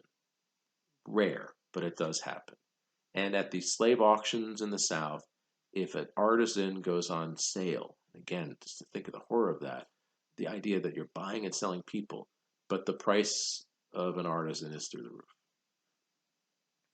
They are so valuable to the slave owners. And so they're that most unusual exception, because they are so obviously valuable, and therefore going to have doors open to them that are really not the case on the plantations, and then of course also in these urban places. Okay, one last topic that I've saved for last, because so far this has been, I'd have to say, pretty grim. Any discussion of slavery, it should be heartrending if you actually take the time to think about what it means to live these lives as slaves. But I saved for last the ways the slaves fought back, because I think it's important to end on sort of a positive note, to recognize that the slaves didn't completely give up autonomy and did have ways that they could fight against an institution, although the institution's job is to crush them. And so let's first just point out the ways that the institution is designed to crush them, and how hard it is for the slaves to fight back. We've already talked about the violence that they're facing on a day-to-day basis. They're also totally outnumbered. There are very few places where the slaves outnumber the white people. The only 2 states where there are more slaves than white people are South Carolina and Mississippi. Other than that, the slaves are a minority group, and although they may be the most people on a plantation, the whole community around them outnumbers them, and so their chances of fighting back are going to be very slim, and they know that. But the whole institution is designed to keep them in their place. There are laws that are designed to limit what the slaves are allowed to do, and limit and control the way the slaves are patrolled and monitored. Each state has a series of these laws. They are always called the slave codes. So Maryland had a set of slave codes, and Virginia did. D.C. had slave codes because it is a slave territory. Everywhere where there was slavery, there are a set of laws that have been passed over the years that were designed to, what are the rules for what the slaves can do, and then what are the rules for what the owners have to do, and what are the rules for how everybody else can handle the slaves. Key to that was that the slaves are not allowed to have any kind of freedom or autonomy. Slaves are not allowed to go anywhere without express written permission. One of the reasons why it's better to be an urban slave, because slaves are moving around more there, and it's not really that practical to give a slave who's going to be running errands and so forth constantly writing a note for them.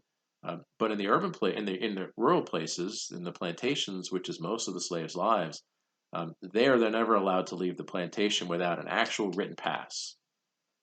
And that pass is going to be like gold because what's going to happen is if you're a slave walking down the street and any white person walks by, that white person is officially delegated as a deputy by the state government. Any white person can stop any black person and say, I want to see your pass. And if the slave doesn't have a pass or can't produce the pass, then that white person, no matter who they are, is authorized to then take that black person to the nearest authority and to get a reward because they've captured a runaway slave. Whether or not the slave is even trying to run away, every white person in the South is in on the job of making sure the slaves are not going anywhere they're not supposed to. Everybody is. And then there are people whose job it is to actually look for runaway slaves or to chase after anybody who they think might be trying to get out of the confines. Sometimes they're paid for by the local governments, and sometimes they are private people who just live off the rewards that they get from returning runaway slaves. It is an actual job in the South to be a slave catcher. And there are slave patrols that in the nighttime ride on horses around the plantation parts of different counties. They are paid by the local government to make sure that they catch any slave who might be sneaking off the plantation. And they get rewards if they catch anybody. That's a real job in the South. Everybody in the South, their job is to keep the slaves in the position of subservience and following the rules that limit anything that they're allowed to do. That's everybody, every white person's job. So the slaves have very limited ways that they can get out of that. There's very, very few things that they can do. The whole system is set up against them. But they did fight back. And there were ways that they could fight back. There were subtle ways that the slaves could fight back. Sometimes that meant breaking things or misunderstanding or disobeying orders. Small acts of sabotage are a common part of the slaves' lives, as they take some satisfaction in kind of gumming up the works, because in the end, it doesn't really matter to them that much if a particular task is done successfully. If it's not done successfully, if it takes longer than the slave owner wants, no skin off their back unless literally they are whipped for in punishment. But if they can get away with it, what do they care? And so, where there are opportunities to kind of fight back or gum up the works or interfere with the profits of their exploiter, then they found them. Stuff got stolen a lot. As far as the slaves were concerned, everything of value on the plantation really belonged to them because their work was creating the value that made it possible for the slave owner to buy whatever the thing was. And so loose items disappear all the time. The slaves then try to sell them to earn money for the things that they really want, or they just want to get rid of them so they can get back at the slave owner. Small day to day actions.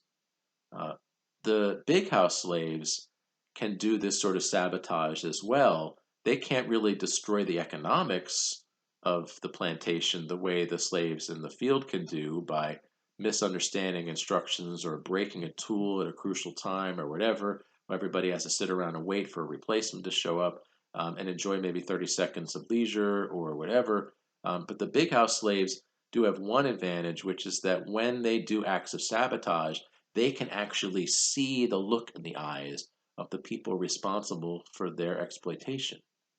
A classic big house slave trick is to switch the sugar and the salt. So you have a slave owner or a slave owner family member coming down bleary eyed in the morning, walking into the kitchen, pouring a cup of coffee, grabbing a spoon, and dishing in a couple of teaspoons of what they think is sugar. Take a sip, spit it out because it's actually salt and tastes horrible. If a slave has done that on purpose and manages to keep a straight face and make it look like it was just an accident, seeing that happen, seeing that you got one over on the person who ultimately is responsible for your condition, that might get you through the day. Talking about it with the other slaves when no one else is around, that might be a story you tell for weeks. And those kind of small moments, those small acts of sabotage, are things that the slaves are going to look for if they can find them.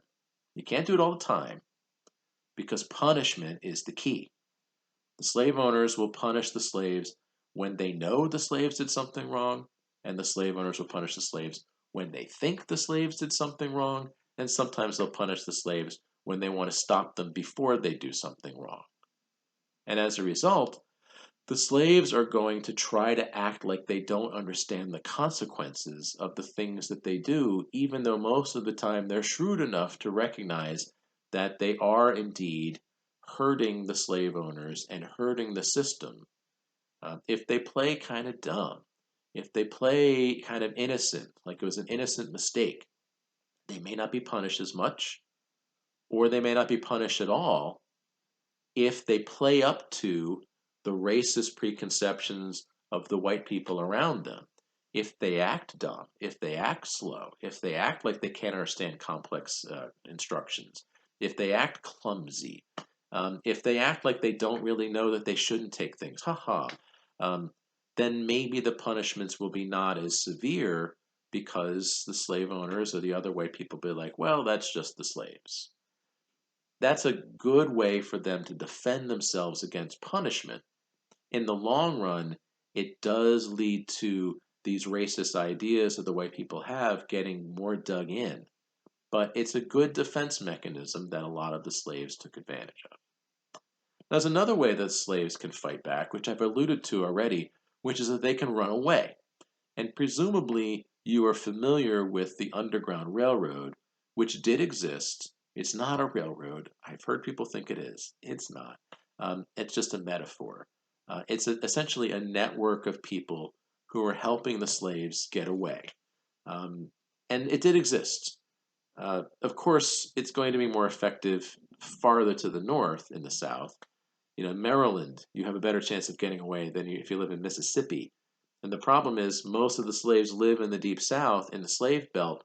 Their chances of getting away to freedom are really not that great, no matter how much the Underground Railroad might want to help them.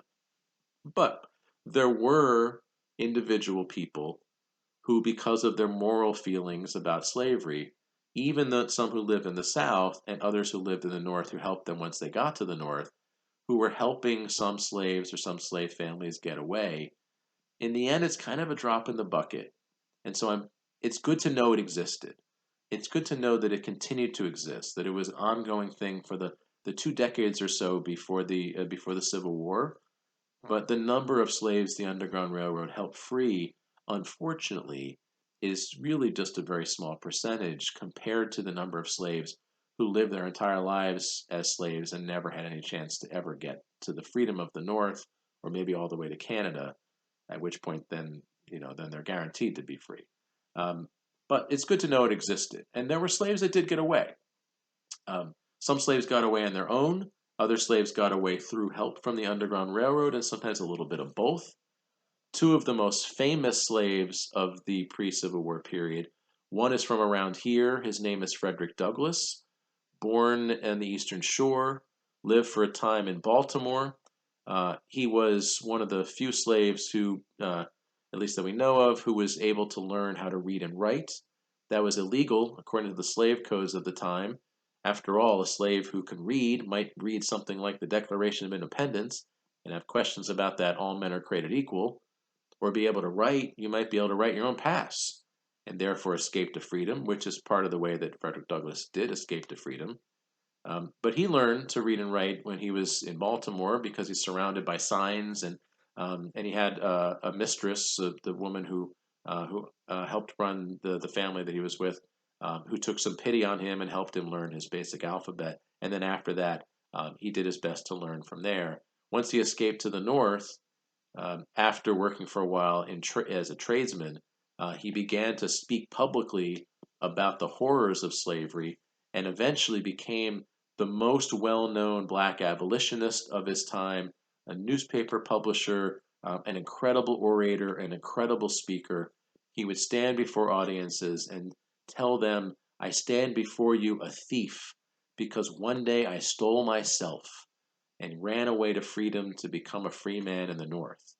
Um, Courageous man, a courageous figure, and if you have time someday when things reopen again, you can go see. There's a tremendous museum. The house that he lived in the later part of his life in Washington, D.C., has an excellent exhibit of Frederick Douglass's life. He's one of the great men of the 19th century.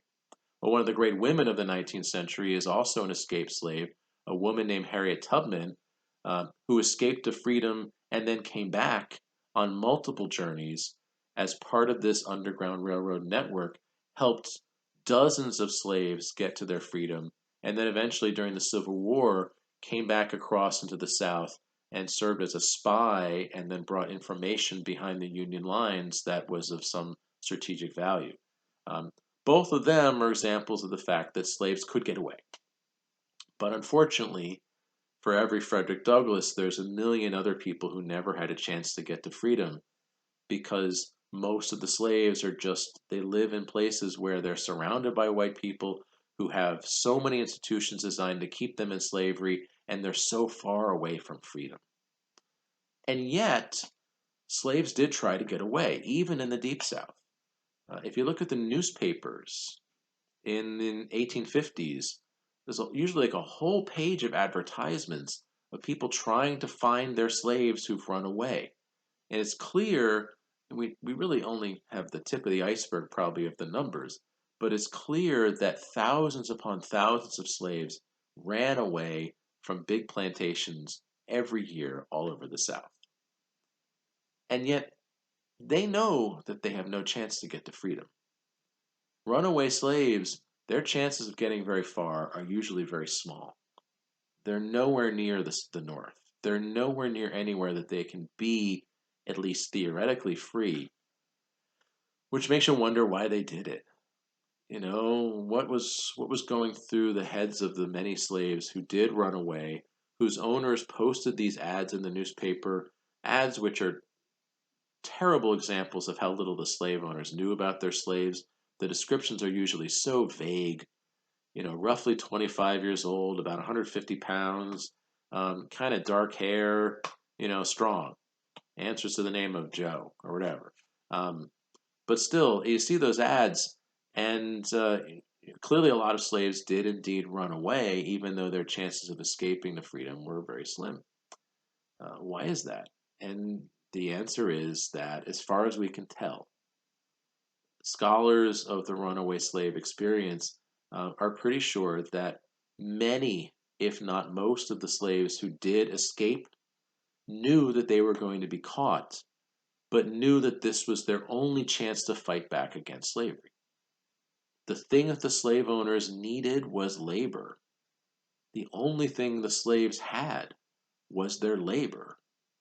And if they ran away, then at least for a little while, they had taken away from the slave owners the thing that the slave owners needed. It's kind of like they went on strike. It's kind of like they refused to work for a bad boss. Except in this case, when they're caught, they'll be punished.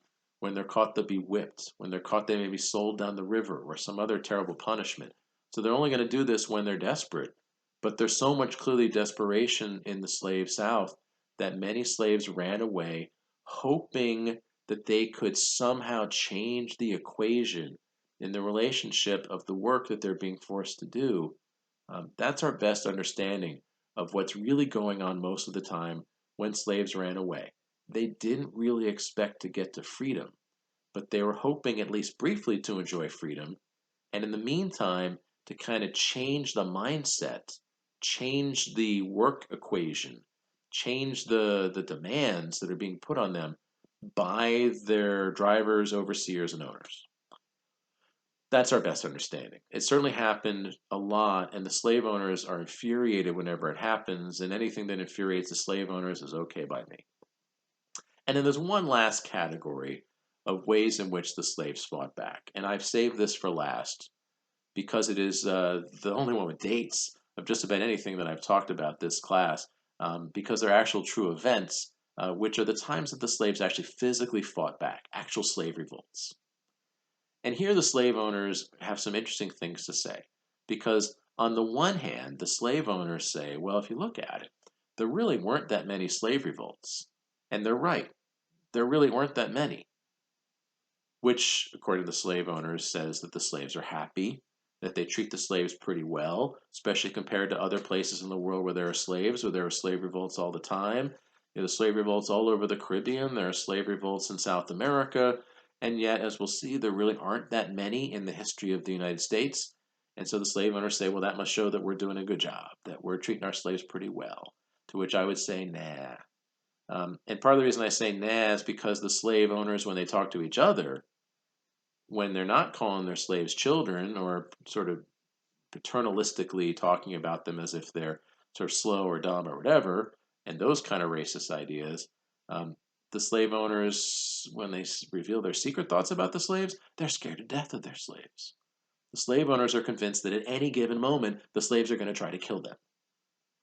And there's an incredible amount of guilt that comes out of a lot of these discussions, but also fear. The slave owners are scared of their slaves. They're convinced the slaves are out to murder them. And they're constantly looking for signs of that so they can quash any kind of rebellion. Well, there weren't really that many rebellions. And so first we need to address that. Why not? The simple answer is numbers. The slaves are generally outnumbered and they knew it. There's more slaves than white people in a plantation. Great. Suppose you kill all the white people in the plantation. Then what? Unless you've got some sort of airplane or helicopter that's going to come arrive and take you away, somehow you got to get to freedom, and you're surrounded by all the other plantations, and eventually you're surrounded by more white people than there are you. The slaves knew that ultimately the numbers were not on their side, and therefore any kind of revolt or uprising, although it might feel good in the moment, is going to fail. And why then risk your life in something that's going to fail? So the slaves were smart enough to realize that it wasn't worth doing. But it did happen. There's only one real significant slave revolt the entire colonial period, in the days before the Revolution. This one was in South Carolina. It was in 1739 along the coast, along the shore of the Stono River in South Carolina. There was a slave revolt that took place on a few plantations there. It was put down by the colonial militia, but not before several dozen white people were killed, and then ultimately almost 50 of the slaves were killed in the fighting, and then those who were hanged afterwards. The Stono Rebellion may surprise you because the slaves who led that uprising, their plan was after they killed off all the white people, they were then going to escape to the south. Not run away to the north, because the north isn't going to help them at that point. Instead, they were hoping to get away to Florida. Florida was Spanish territory, and they're hoping in Spanish territory they could be free, and if that didn't work out, maybe they could find a friendly Native American tribe, and they could sort of intermingle with them, as did happen from time to time in slavery times. There's a significant amount, a very interesting amount, of Native American, African American racial intermixing. That's one of the results of slavery days. Well, that wasn't successful. The result of it was, though, that in South Carolina, in the colonial days after the Stono Rebellion, they cracked down really, really hard on the slaves. Their slave codes were as strict as you can find.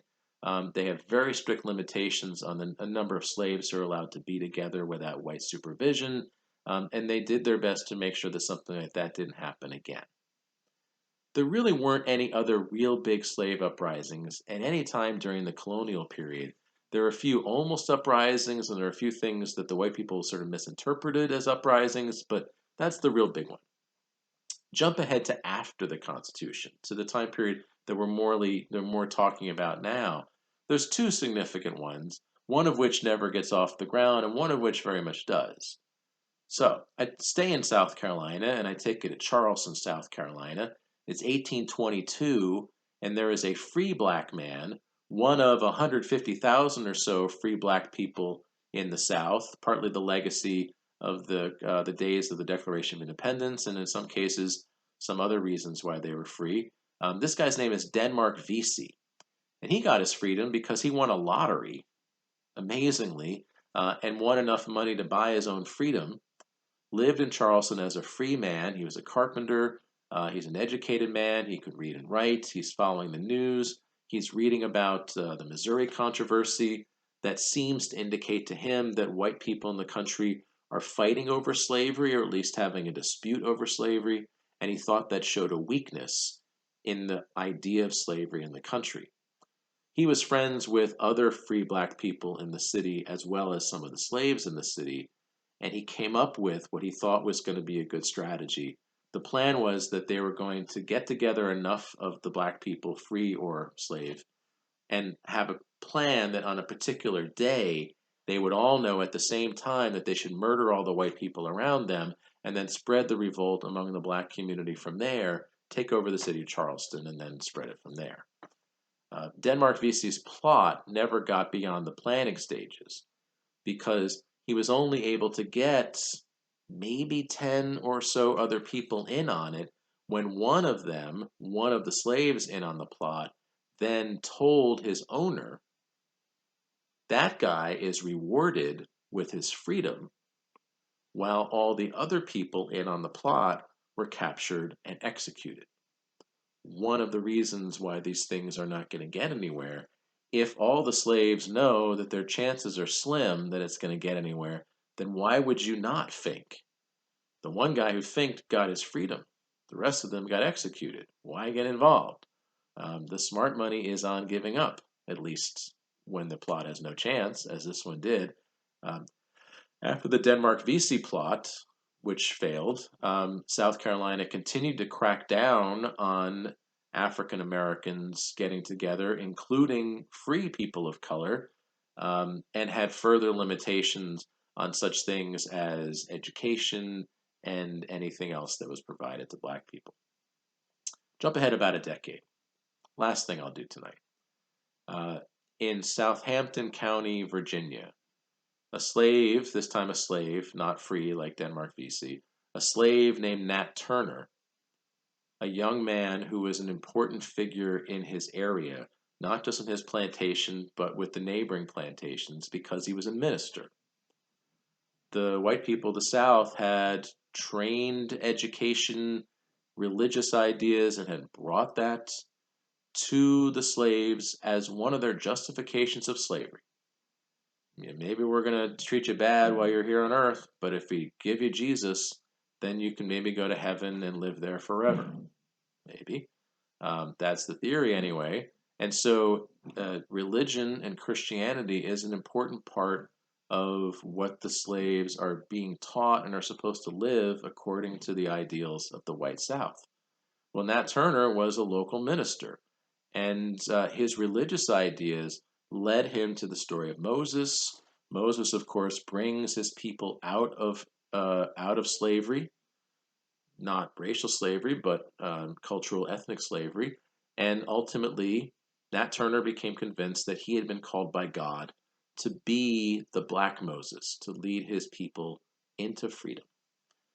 He had visions, as he said later, of angels in the heavens, white angels and black angels, in a race war where the heavens ran red with their blood. And he was convinced that God was calling him to lead an anti-slavery, anti-white uprising. He got around the Denmark Vesey problem by keeping it to a very close, trusted group of people that he knew were not going to sell out the plan. And then on a particular day in 1831, on the plantation, they systematically slaughtered all the white people on the plantation. And then this small handful, this small cadre of planners, then turned to the other slaves and they said, join us or die. Because our plan now is to keep this going. And eventually the white people are going to come and they're going to counterattack, and they're not going to believe that you weren't in on it. And so you're all going to go down too, unless you join us. And then our numbers will grow. And enough of the slaves in the plantation saw their moment, and they did indeed try to make it grow. They went to the next plantation, did a similar thing, and continued to expand this revolt through a couple of days before the state militia was able to counterattack and put down the rebellion, captured most of the slaves involved. Nat Turner got away for a little while, There's a huge numbers of people looking for him. It's basically the biggest story in Virginia in a generation. They caught Nat Turner a week or so later. He's thrown in jail overnight before they executed him, which is how we know his story, because while he was in jail, a reporter snuck in and asked him, "What were you doing? Like, how did this happen?" And so we have at least some understanding of what his plan was before he was executed, and the rest of the people involved in the plot similarly executed. So, Nat Turner's revolt also failed. Afterwards, the state of Virginia even briefly had a discussion: should we consider getting rid of slavery? Is it too dangerous for us? Are these slaves all going to murder us? But in the end, they decided to double down on slavery the way everyone else in the South had done. Instead, they passed stricter slave codes, among other things, infringing on the rights of slaves even to pray together. Christianity was one of the reasons why they had slavery in the first place. Christianity supposedly was one of the ways they justified it, letting the slaves pray and maybe improve their souls for the future or whatever, and now they took that away from them as well. Well, the slaves did fight back, but mostly in these small, local, limited ways. The big revolts, they're not going to happen that often. But the slaves knew that slavery was wrong. The slaves knew that their time would come. The slaves are waiting for that moment when the time would come. Ultimately, if the slaves are going to get their freedom, unfortunately, because they have so little power, they're going to need some people to help them. They're going to need some white people to actually care about slavery and to think it's wrong. That day is going to come. It's unfortunately not going to be too soon. It's going to be a whole generation after Nat Turner. But eventually, enough people are going to turn against slavery in the North that it'll become a big political issue and help impel the Civil War. And that is going to be the story of the next few weeks. How that train starts to come toward the station. All right. Thank you for your time. A long lecture tonight. I will see you again next week, and enjoy the next few days of peace and quiet and not hearing my voice. Sayonara.